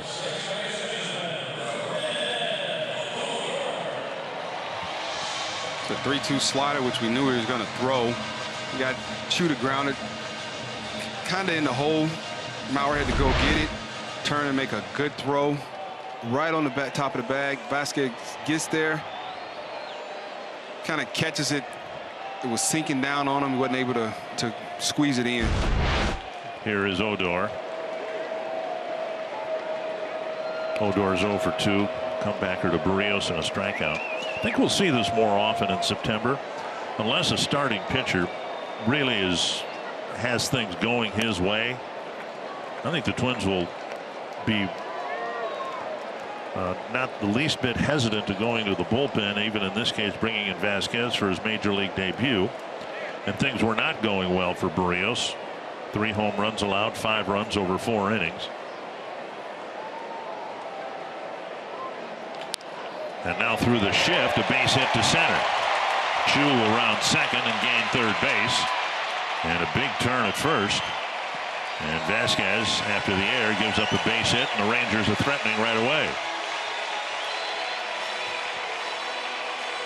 See, that's why I have a problem. That's when I have a problem with the shift, because Rutan and Odor has never faced Andrew Vasquez. He's never seen his slider, never seen his fastball. How do we know what he's going to do with his fastball?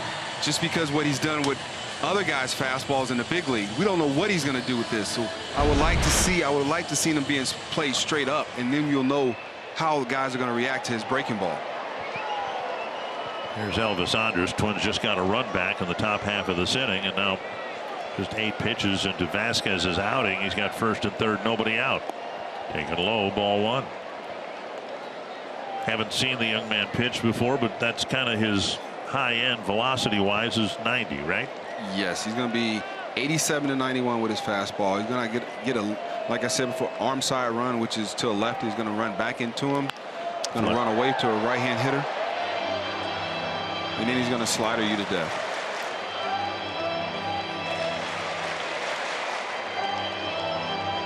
Well, meteoric is a good term to describe his rise through the system this year. When you start in high A ball and you move through Double A and Triple A and find yourself in a big league ballpark, and now you find yourself first and third, nobody out. That's to short right. Kepler coming in. Chu is going to bluff home, and the throw comes through to Garver. Chu wasn't sure what to do with that. He played it off the base for a while, then he retreated to the base and ended up bluffing down the line. So the first out for Vasquez comes in a short fly ball to Kepler. It's a good out, good pitch right there to get Elvis Andrus to hit a lazy fly ball to right field. Now he's 1 pitch away from getting out of this inning. 1 pitch away. Needs a ground ball hit at somebody. Mazzara homered to center and then was called out on strikes in the third.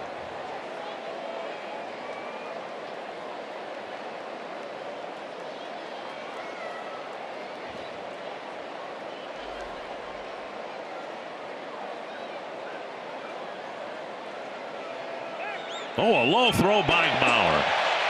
A pickoff throw that'll allow the run to come in. And Odor advances to second. Chu trots in from third. Butterflies can manifest themselves in different ways. And here in Vasquez's first inning, we've seen him drop a throw from Mauer and then auger a pickoff throw into the dirt. It'll be his second error of his first major league inning. I'd like to see how many pitchers make their major league debut and make 2 errors.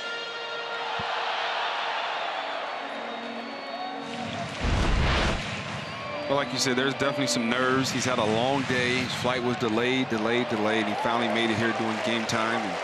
And then it gets to the ballpark and you're in the game.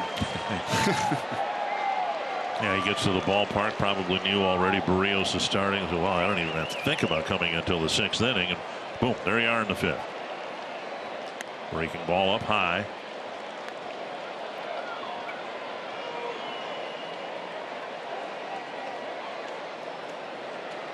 Barrios threw 88 pitches in his 4 innings of work.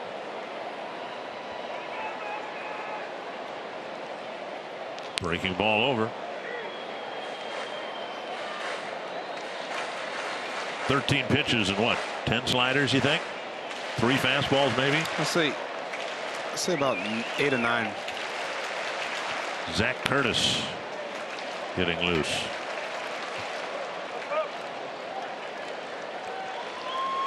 Now inside, 2-1.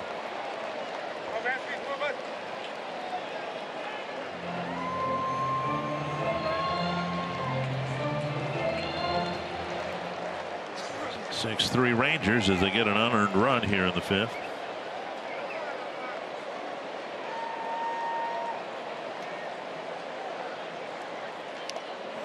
Fastball tap foul.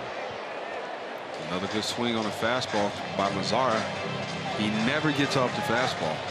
It counts 2-2 right now. Good slider, breaking down and away from his swing to get a strikeout. Still got a chance to do some damage control in his inning. You know, 2 errors so far by himself. He could do himself a real justice getting a strikeout.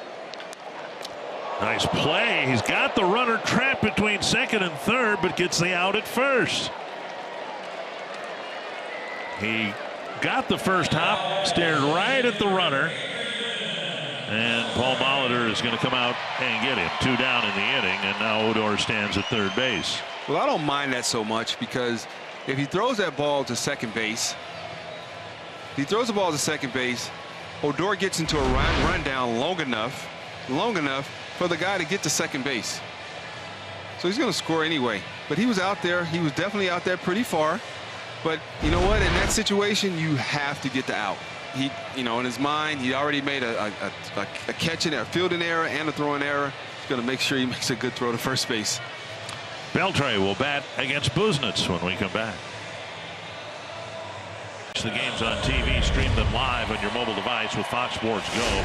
Download the app and take Fox Sports North and Twins baseball wherever you go.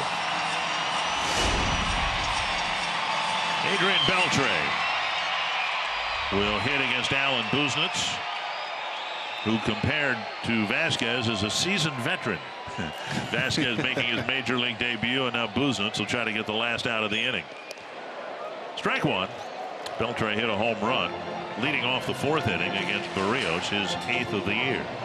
Buznitz's last pitch, 8:30 in Cleveland, 2/3 of an inning, 2 hits, 2 runs, 2 earned runs, and a home run. He's got a big task right here, getting Adrian Beltre out. Fly ball to center. Cave retreats, still going back, and he makes a reaching catch on the warning track. That ball carried farther than I thought. More importantly, it carried farther than Jake Cave thought. But it is a scoreless 5th inning. Excuse me, the Rangers get an unearned run in the 5th inning. And it's 6-3.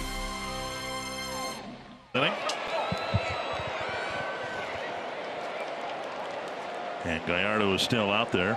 It'll be Forsythe, Polanco, and Sano in the 6th.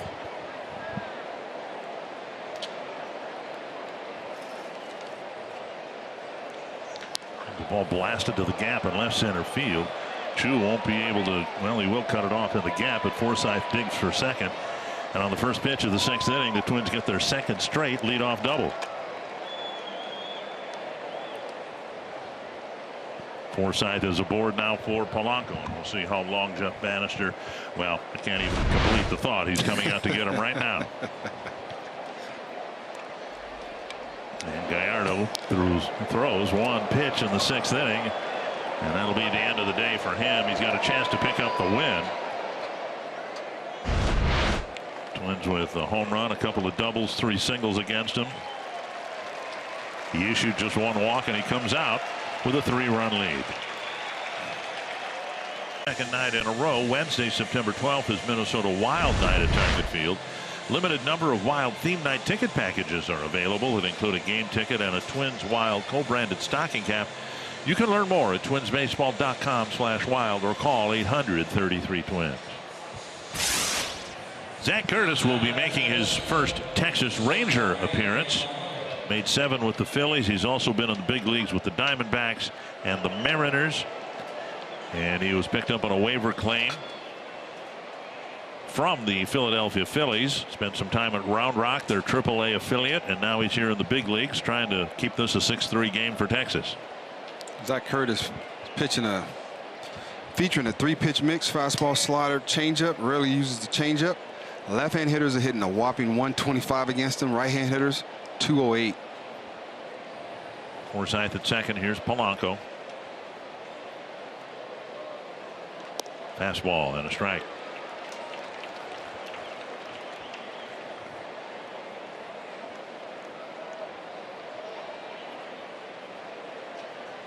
Last pitch in the big leagues for the Phillies on June 29th against the Nationals.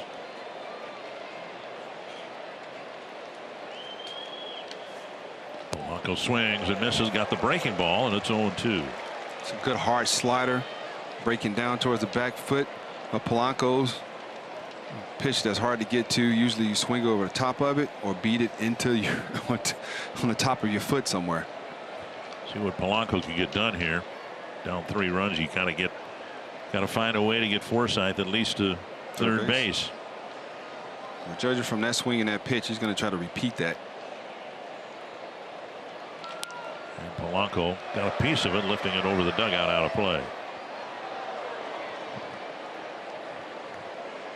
See the difference between that slider and this previous pitch was the previous pitch was down. All Polanco do was able to swing over the top. That pitch was just slightly elevated and he was able to foul it off.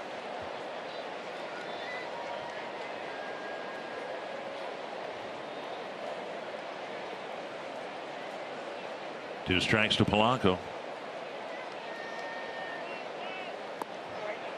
Just inside, 1-2. Similar to the same pitch. That was 1-1. Swung over the top of it. He was able to lay off of that 1-2. Himself another pitch right here, something he can handle and drive to the right side of the field to get Forsythe over to third base.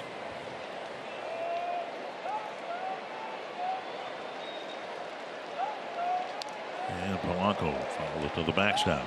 Got a fastball down. A pretty good fastball, 92, 93 miles an hour, and on his scouting report it says he's really good at keeping the ball down in the zone. He's making the hitters have to work to get to that fastball. Twins out hitting the Rangers 6-4, but they're down 3 on the scoreboard in the run column.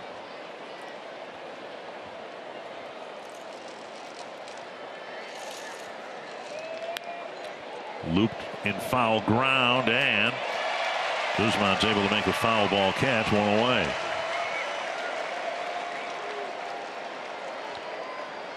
That'll bring up Sano.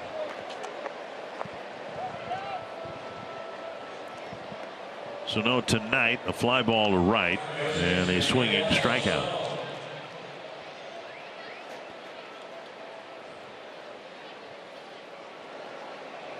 Sano so far hitting 188 against lefties, and right now his season batting average is 203, which is what it was when he was recalled 5 weeks ago. Fastball just missing outside, ball 1.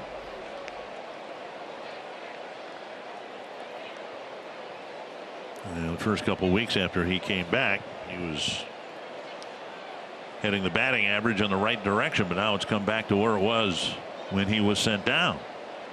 Well, I know it's not from lack of working at it. He's trying. He's getting extra help, extra hitting in from James Rowland. That's down the line. It'll hook foul. Our hitting coach, and he's doing the things. He's putting in the work. He's just not getting the results right now. And if you keep putting in the work, eventually the results will come.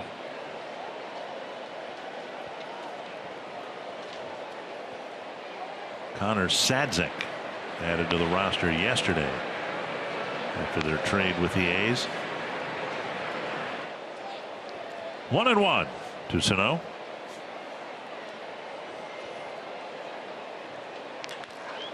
Caught a wicked line drive, speared by Odor. And Sano couldn't hit the ball any harder than he just did. 2 down.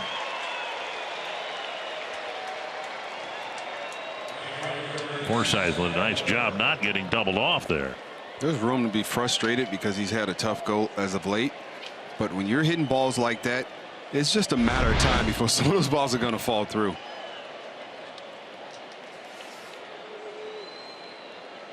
It had all the exit velocity anyone would ever need. 2 down, and now Kepler. Did a slicing line drive near the foul pole, and Chu made a really nice catch on his drive in the 4th inning.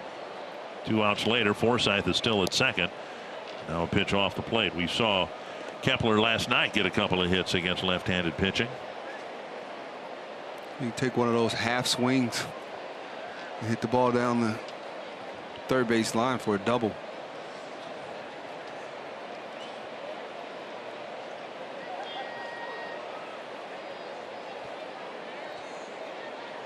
Check swing, and it's 2-0.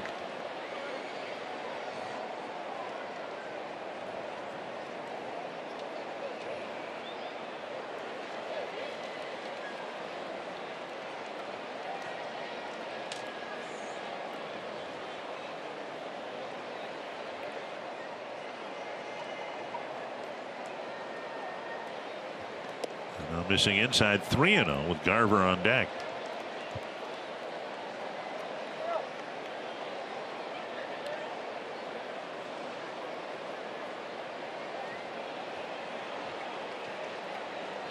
Down by 3 runs. I don't think the Kepler will have the green light right here. We're taking a strike.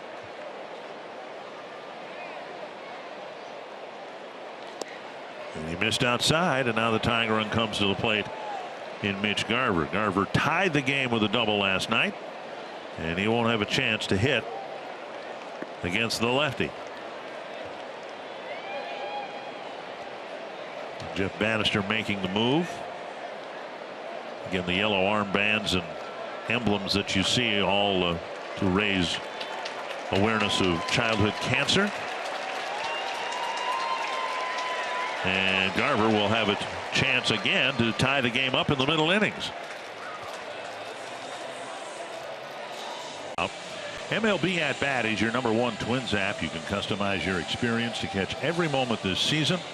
Get Twins home screen icons and features such as the MLB.TV Game of the Day, pitch tracking, in-game highlights, live radio broadcast, stats, news, and more. Download MLB At Bat today. Mitch Garver will try to catch up to the heat of Connor Sadzik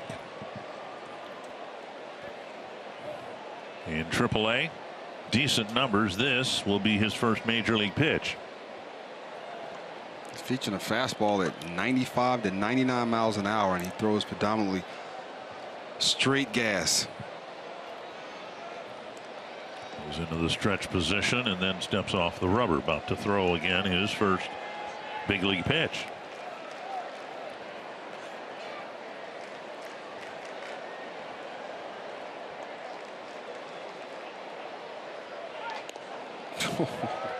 Sounded fast. 99 and a strike.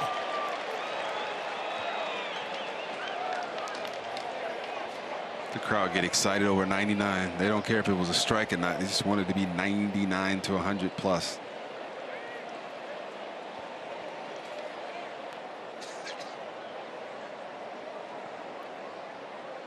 Garver fouls it back, and it's 0-2. That hit pretty close. You hear it? I heard that. Sadzik, the Rangers' 11th round pick back in 2011, and was a starting pitcher, and they moved him into the role of a reliever in the middle of last year. 0-2 to Garver.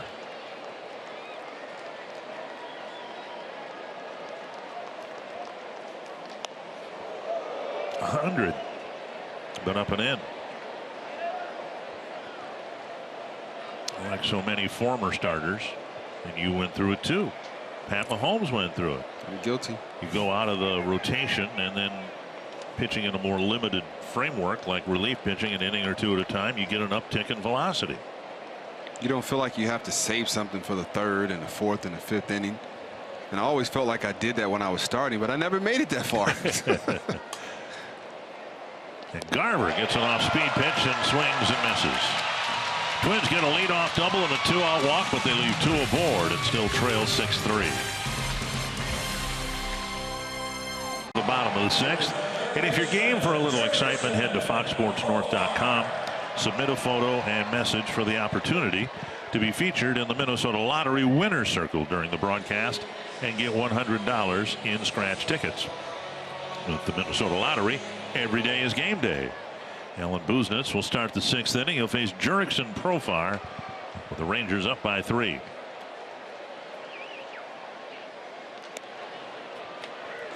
And Buznitz, having seen a guy throw 100 miles per hour, doesn't need to apologize for 96, does he? Not at all. One strike. Maybe 92, 3, 94, but not 96. 1 strike to Profar, and then it'll be Gallo and Guzman.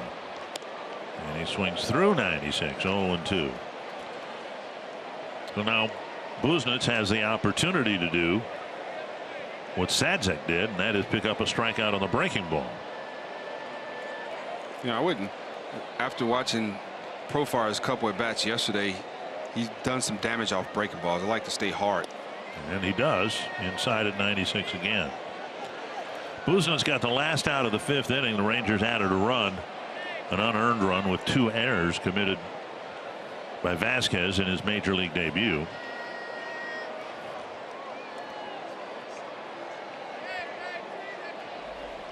You know, the Twins came back, won the ball game last night after falling behind 6-0, and they won it 10-7. And it's easy to focus on the 10 when, in fact, the reason that Twins were able to win the ball game is the bullpen was lights out, and only turns out a meaningless run in the 9th inning. Only 1 hit allowed in 5 1/3 innings, and so now it's important for the Twins bullpen to try to do something similar here. The run that the Rangers scored in the 5th, an unearned run, but you know, this game's still very much within reach, but you can't be giving back runs through the middle innings. Well, that's true, and I think the Twins have a chance to score some more runs in this ball game, but like you said, the bullpen is going to be has to be just as solid tonight as they were yesterday. 2-2 now to Profar. And a breaking ball missing low, full count.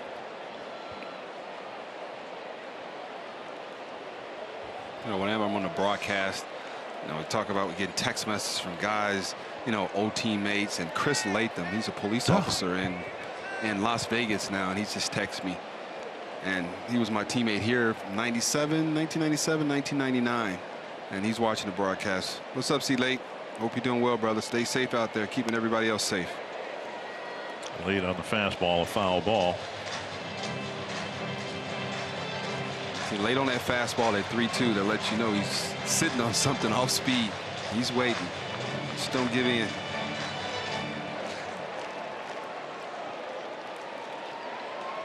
And Buznitz will reload another 3-2. And another foul ball on another fastball. Late.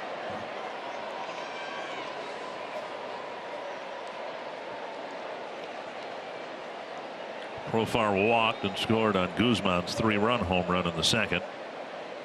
And then Barrios struck him out swinging in the 4th. Gonna stay hard. Nothing soft. And another foul.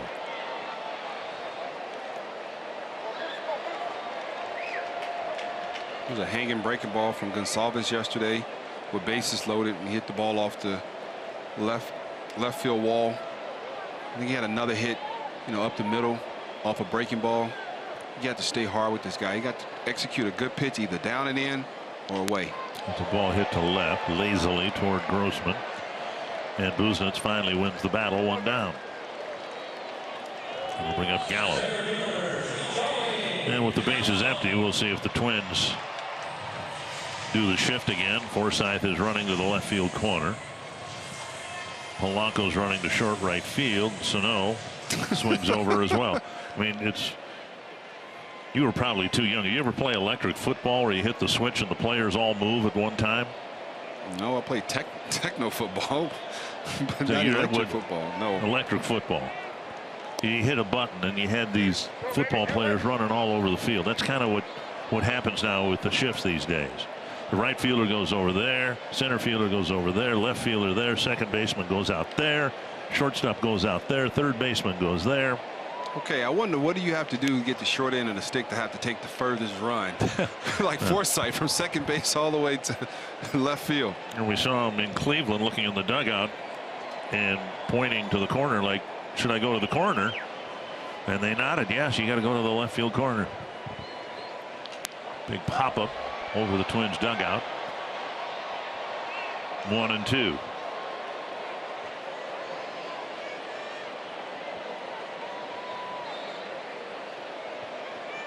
But you can continue to do this shift if Gallo doesn't make the adjustment. If he's not going to make the adjustment, why should, you know, the Twins defense make the adjustment? And he strikes out quickly. Out number 2. And that'll bring up Guzman. So far, Buznitz has done a nice job. Faced 3 men and got 3 outs. good hard curveball slider at 85 miles an hour, just under the launch angle type swing that Joey Gallo has, featuring for the strikeout. Little break as everybody retreats to a more conventional position. And who's the guy that had the furthest run back to his position? Forsythe. You know, the Brewers used that as justification for a while. They had Travis Shaw move from third base to second base, and before they got Jonathan Scope, and now I think they're going to put Shaw out in the outfield. But they use that as a justification. Look, there are no standard infield positions anymore with the shifts. Shaw sometimes has spent time on the right side of the infield anyway as a third baseman, so he's used to it a little bit. Strike on the outside corner. That's a well-executed fastball at 96 miles an hour. Out of half of the plate to Guzman. Ronald Guzman.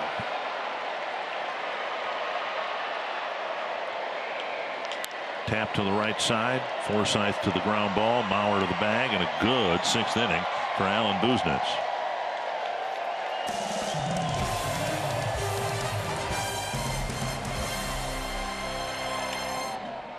Refreshing finish, and Jake Cave has been driving the baseball.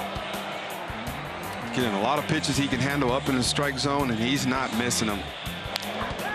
Ball off the wall in left field, home run to right field, home run last night, and he's an extra base hitting young man right now.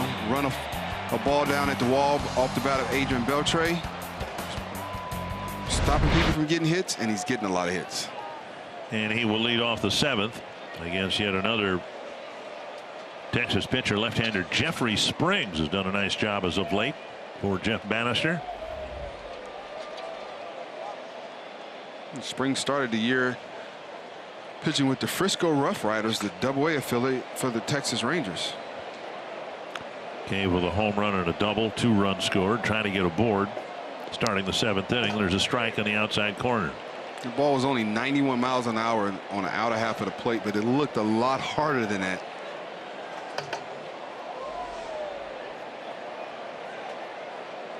Cave bounces it to the right side. Guzman to the bag.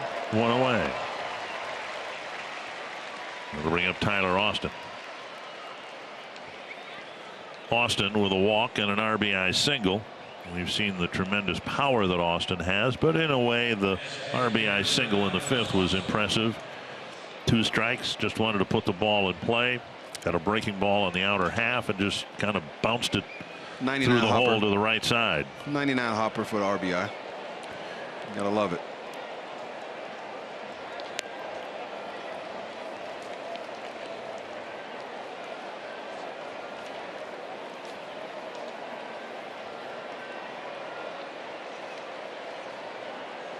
One and 0 to Austin. And now a strike.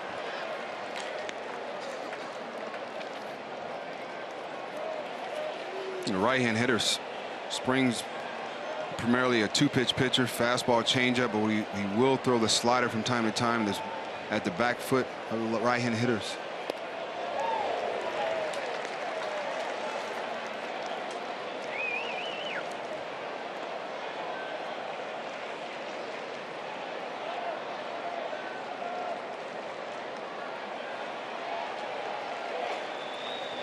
One and 2 to Austin.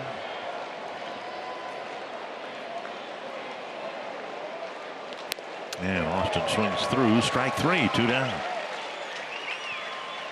That'll bring up Grossman with the bases empty.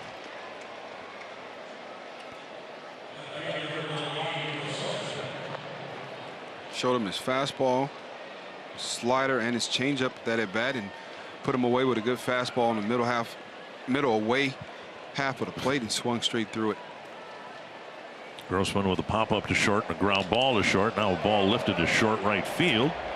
Mazar is there, and it was a quick 1-2-3 7th inning, and the Twins still trail 6-3.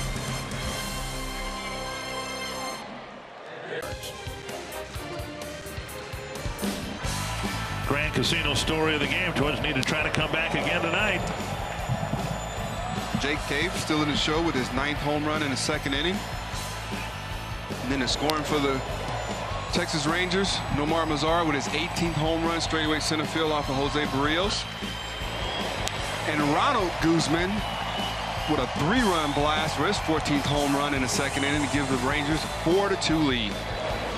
And Beltre catches a hanging slider from Barrios for his 8th home run of the season. He had a 5-2 lead, Texas Rangers. And now the Rangers will hit in their half of the 7th inning against Oliver Drake.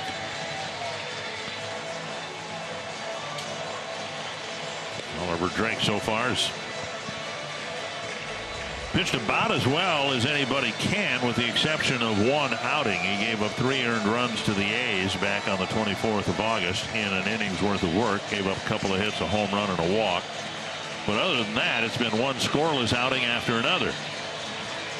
Been very good since coming over here after playing with 5 teams this year.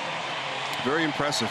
He's I like what he features. I like the deception that he has in his fastball, the arm angle, the slot that he throws out of, and he's throwing his fastball and his split out of the same spot, and he has a really, really good split. The thing tumbles down out of the strike zone like a 12-6 curveball.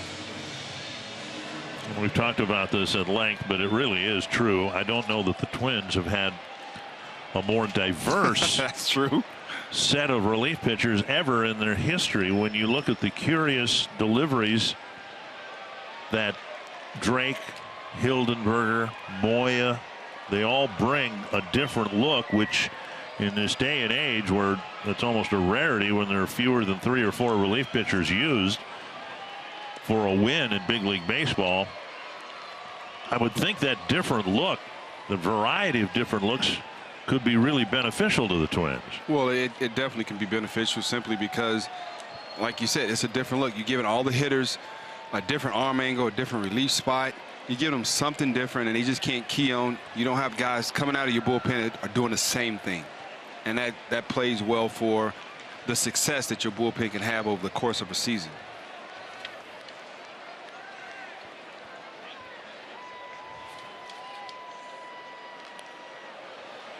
Well, he's got very impressive splits as a Twin. Drake has given up just 2 hits and 21 at-bats to left-handers, and 3 hits and 21 at-bats to right-handers. I asked Paul Molitor today with this whole concept of an opener and then a primary pitcher, which the Twins are going to do tomorrow, what qualifications he would look for an opener. Tomorrow it looks like it's going to be Moya. Here's a bouncer to third. Sano has a long throw.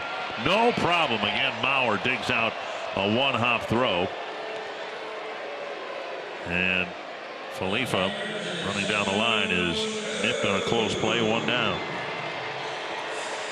So Molitor's response was he was looking for a pitcher for the opener to not have a wide split between righties and lefties. In other words, somebody hitting or pitching and giving up a 340 batting average, say, to right-handers and a 170 to left-handers. He says he doesn't want that. He wants Moya, who's fairly even.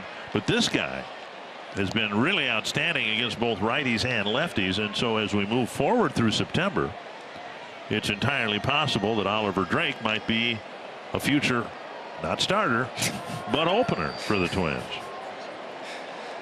Oh, I love the terminology. But you're correct. I mean, I just have to look at his Angels this year, Cleveland Indians, Toronto Blue Jays. I mean, he's been around the world. He's been from the East Coast to the West Coast. He's been all over. But it's one thing about a reliever. Looks like he's found a place where he can be comfortable. He can go out there and be the pitcher that, that he can be, and that's going out there throwing a lot of strikes, putting the ball filling up the strike with quality strikes, and making guys hit his pitch. Moya will be the opener tomorrow in front of Zach Littell. There's a swing and a miss, 2-2. And that split finger right there that he just released to Chu, it lets you know how good that pitch is. It looks like a fastball coming out of the same arm slide over the top of his head, and Chu thought it was a fastball. It was a changeup. He swung right to it and broke down to one knee. Replay brought to you by Carrier, and now Drake to the bag. And there's out number 2. More than a strikeout per inning pitch, and a lot of weak contact that we've already seen here in the first 2 outs of the 7th. And now Rougned Odor.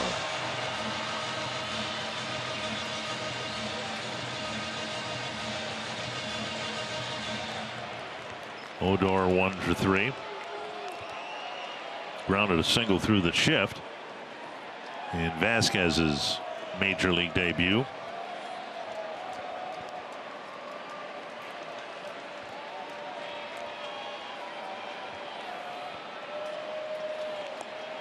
In the dirt, ball 1. When you have a split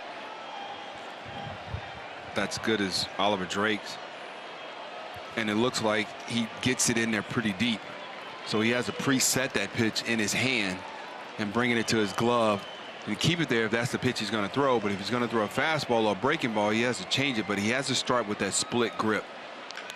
That's hit to right field pretty well. Kepler looking up, but it is gone. A home run by Odor. His 18th of the year, and the lead keeps growing at 7-3.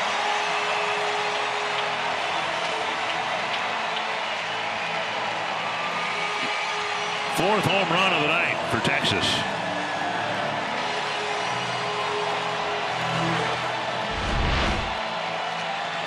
Back-to-back splits right there. That wide grip. That's why he has to preset it, but it was back-to-back.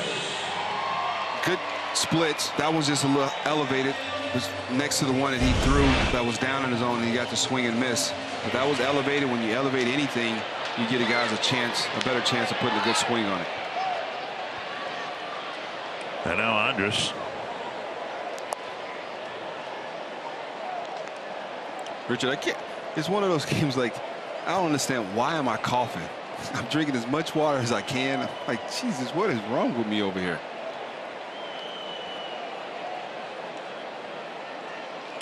And foul back. Second home run allowed by Drake in the Twins uniform.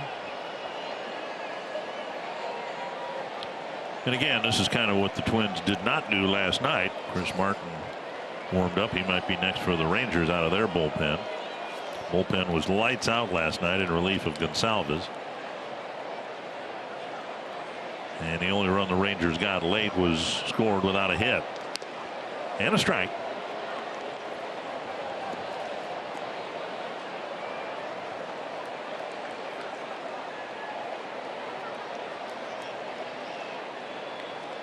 Andres 0 for 3. Sano made a nice play on his ground ball in the 3rd inning.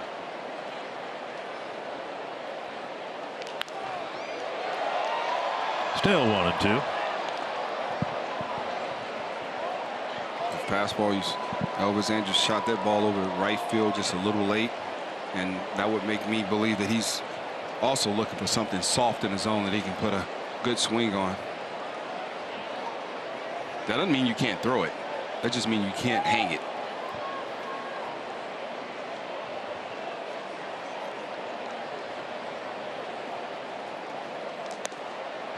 He left that up high out of the strike zone. 2-2.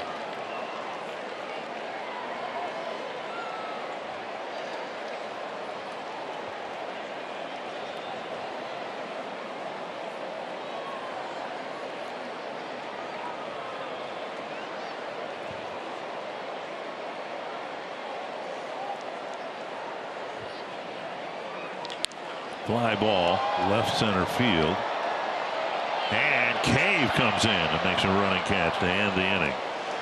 Rougned Odor with a home run. The Rangers had another run in their half of the 7th. Well, the young man's really good. The Twins probably gave him his worst start of the year at Target Field, but he's on his way and probably will get some Cy Young votes, I would think. Delano DeShields in center field with Joey Gallo moving over to left field in place of Shin-Soo Choo. Well, the Twins find themselves now 4 back. Snell second to to Chris Sale beginning play today in earned run average. Sale's on the disabled list.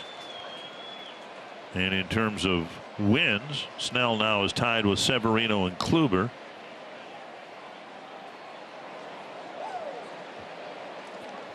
We'll see what the Twins can get done here in the 8th, starting with Joe Mauer. Chris Martin's on the mound, pitching in his hometown, Arlington, Texas. Attended Arlington High School, a teammate of mine back in 2014 with the Colorado Rockies. Fastball, 94 to 97, cutter, 89 to 92, and his slider, 82 to 86. He throws his fastball 52% of the time, and his cutter 30% of the time. So you see some cutters to those left-hand hitters. Just off the outside corner there. He made the team for the first time with us in 2014, and he had a great story, man. He got drafted, got hurt, gave up baseball, went to work at an appliance store here in Arlington.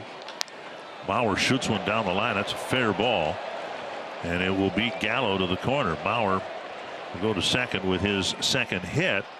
Wow. A leadoff double here in the 8th. And Gallo's got a great arm. He just showed it off there. He sure did. One batter into this inning, the Twins have a runner in scoring position. Chris Martin was working at an appliance store, and his manager knew that he had pitched, so he brought a glove and wanted to play catch with him. And he started playing catch with his manager, and his arm started to feel better and better and better. So he went back out and tried out and ended up pitching on making an independent league team. It's a big guy, 6'8", 225. Logan Forsythe will bat. Forsythe hit a leadoff double in the 6th, but never even saw third base. Twins have had 3 leadoff doubles in their last 4 innings. Cave got one and scored in the 5th. Forsythe got one in the 6th, but didn't score, and now Mauer at second here in the 8th. 1 strike to Forsythe.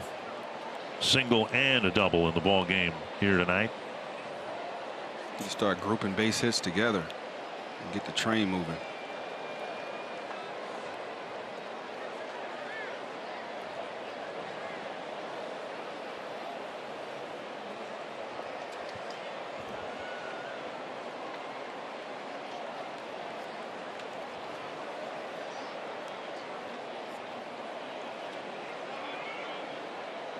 One and one to Forsythe. Swung on and missed. It's a good fastball on the outer half of the plate. Forsythe swung right through it.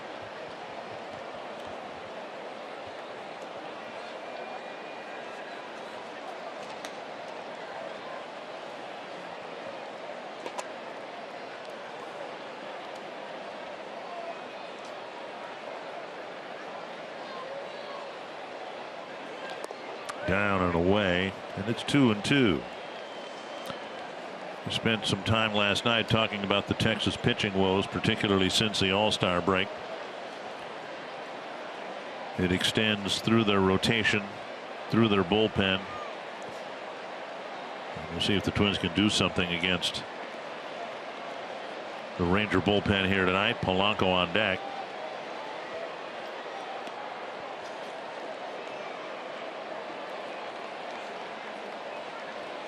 The 2-2. This pitch. Throw him another fastball in the outer half of the plate at 96 miles an hour. Or he can throw that nice cutter that he features and throws 30% of the time. And that one's looped over the head of the first baseman. Guzman. Now a single. Mauer's coming home, and he will score. And Forsythe has his 3rd hit of the night. And it's 7-4. 2 of the hits hit weakly to the right side, but they found some outfield grass.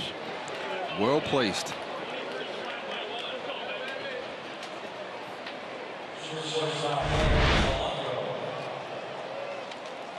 The catcher sets up away. 97 miles an hour, just leaks back over the middle of the plate. And Forsythe was able to dump that ball into right field for RBI scoring single. Rangers were getting some pretty good 8th inning relief work from Corey Guerin, but they dealt him to Oakland yesterday for a couple of minor league prospects. popped up off the bat of Polanco, and Profar has room in foul ground to make the catch for the first out.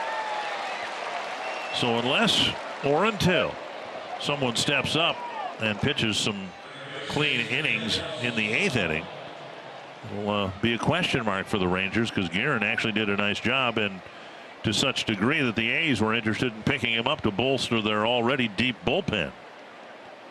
Here is Sano, 0 for 3. Knocked the stuffing out of the ball his last time up. Lining to Odor for the second out of the 6th inning.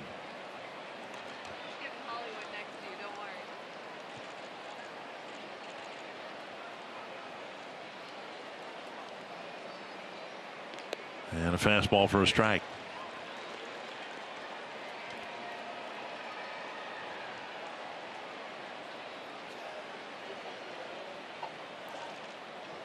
Hopefully that last at bat by Sano, the line drive that he hit on the screws to Rougned Odor, is the start of something good, of him putting some good swings on some fastballs. 96 on the outside corner, and it's 0-2. And if the pattern continues, we're very likely to see the breaking ball that he has now here.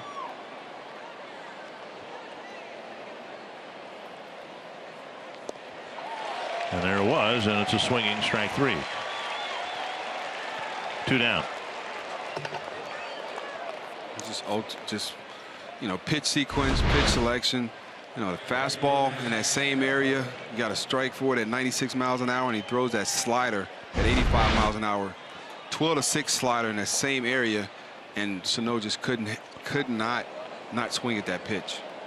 He had done a great job up until now, not swinging at that breaking ball down and away from him. Here's Kepler, and a breaking ball over for a strike. That pitch, strike 3 to Sano, that was his slider. That first pitch to Kepler, that was a backdoor cutter. The cutter is just a little bit harder, less break. And he put it in a good spot, just broke over the outside corner. Call it the backdoor.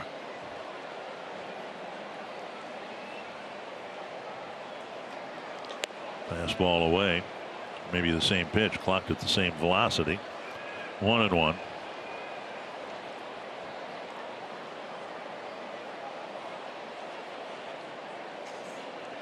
Just need a 2-out jolt here. Kepler is 0 for 2 with a walk. Sliced a drive to the warning track in the left field corner. And a potential extra base hit taken away. Now up and away, 2-1. Inning started with a Mauer double. Forsythe followed with an RBI single.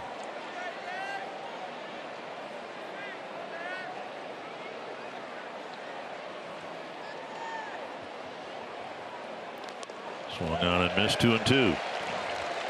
That's that slider into the left-hand hitter. Looks like a fastball, but breaking in on his hands. He's thrown him 3 of them, 2 for a strike. The one was at 91 miles an hour that he didn't get down in the zone. He's going to go back out there with a backdoor cutter or try to shoot a fastball, dart a fastball for strike 3. And a fair ball is called by Alan Porter, and that ends the inning. An inning that started with 2 hits and finishes with the Twins getting just 1 run. Will pitch for the Twins, and he will pitch to a different catcher, with Williams Astudillo coming in place of Mitch Garver. And for Reed, it's his 50th game of the year, and the first couple months were better than the last few months have been. Omar Mazara will lead things off, so we don't know of any health issue with Mitch Garver, but of course Cruz Jimenez is on the roster as well, so the Twins aren't using their lone backup catcher. First pitch lifted to center, and Cave comes over, and Mazara is retired on 1 pitch. He never gets off the fastball. He's always ready for that pitch. And that'll bring up Beltre. That's been a tough go for Reed. Some time on the disabled list, of course. And he's been scored upon in 4 of his last 6 outings. It's been a tough go this year. Just watching from afar, and, you know, watching every game, and just a lot of his pitches have been missing over the plate. Over the plate. You know, when he's going away, he's just leaving it just where the balls just leak, just back over the plate, just enough to get on the barrel. Try to go in, he pulls it over the middle of the plate. Try to go away, he leaves it in the middle of the plate. Just over the years, he hadn't been doing that, and that's the reason why he hadn't had a good year, because everything is right down Broadway.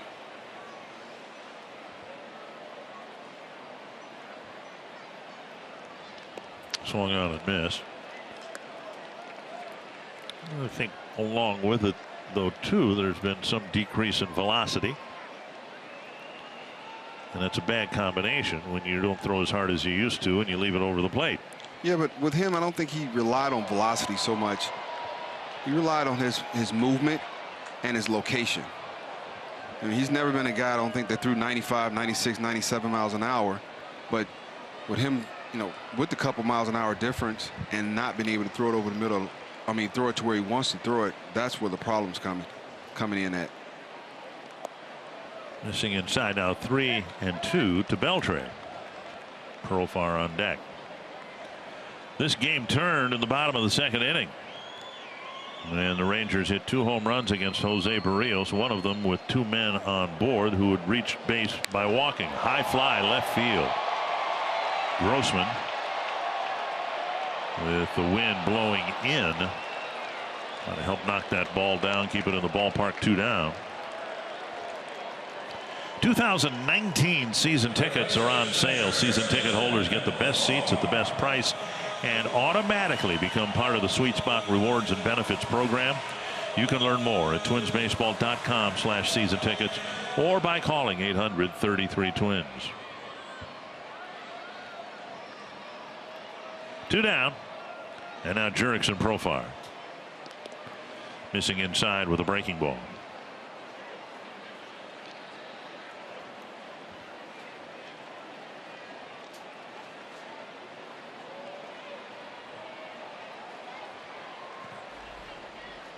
Check swing.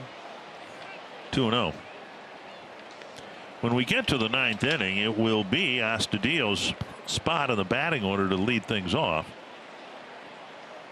The Texas closer, Jose Leclerc, getting loose. That's to left, hanging in the air for Grossman. And Reed has one of his better outings, 3 outfield flies and a quick bottom of the 8th.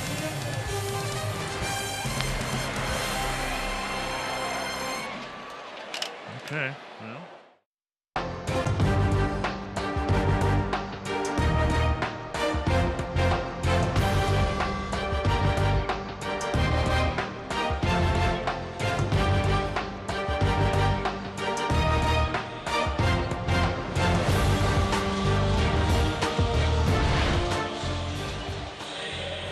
Well, Ronald Guzman with the biggest swing of the night after a couple of walks. Guzman hit a 3-run home run in that pivotal 2nd inning for the Rangers. At the time, the Twins had a 2-0 lead. Mazara's homered, Odor's homered, Beltre's homered. And now, ladies and gentlemen, the best closer in the major leagues you've probably not heard of. Jose Leclerc is having a tremendous year for the Rangers. And he only has 7 saves, but an opponent batting average of 133. He's given up 1 home run in 49 2/3 innings. Fouled back by Astudillo, and it's 1-1. 24-year-old Jose Ramon Leclerc hails from Loma de Cabrera, Dominican Republic. 49 2/3 innings, only 22 hits. Good stuff. 1-1 to 94 to Astudillo. 97. Fastball sits about 95s. Slider, curveball, changeup, and he has a split finger.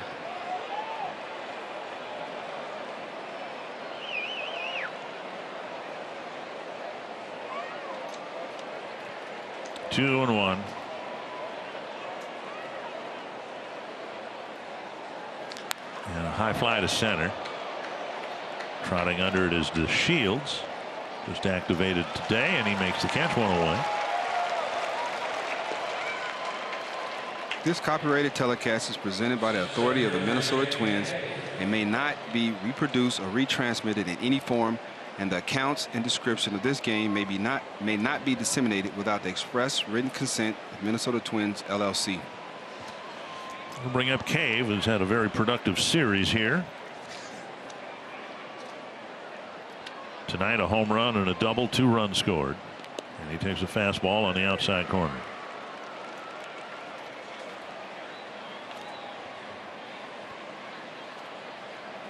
The game last night, Cave was hit by a pitch in his first at bat.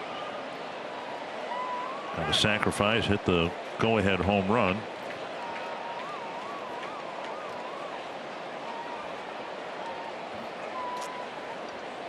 One strike. Twins made some call-ups that did not include Byron Buxton, and it might be that Buxton doesn't get called up in September at all. But if that is the case, Cave will get an extended look in center field. Swing and a miss. With that split finger hinted on it, he uses as his changeup. 89 miles an hour falling off the table. Very effective pitch. 1-2 to Cave.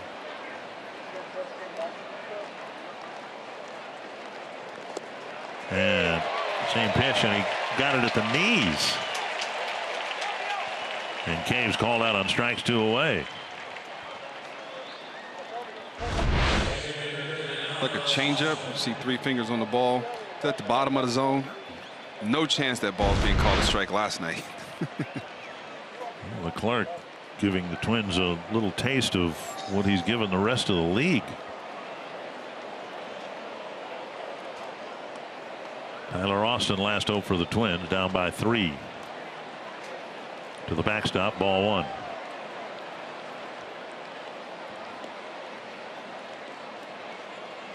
Austin with a walk, an RBI single, and a strikeout. Twins have out hit the Rangers 8-5, but Barrios had some control issues and paid with the 3-run home run. And the Rangers got another run on the when Vasquez, the pitcher, committed 2 errors. And other than that run in the 5th inning, all the other Texas runs have come on home runs. Swung on and missed, and it's 1-2. Kirk, not a big fella, 6 feet, 170, 75 pounds. But he got a very quick right arm and a good arsenal to go with it. Just hasn't had many opportunities to save games. We'll go back to that changeup for strike 3. That's impressive. A good young closer for the Texas Rangers. He picks up the save here tonight, and the Rangers have evened this series at a game apiece. Twins started out in front, as the Rangers did last night, and as the Twins did last night, the Rangers did it tonight. They came from behind to pick up a win. And Anthony, the Twins will hope to come back and have a better game tomorrow with an opener. Gabriel Moya expected to start the ball game.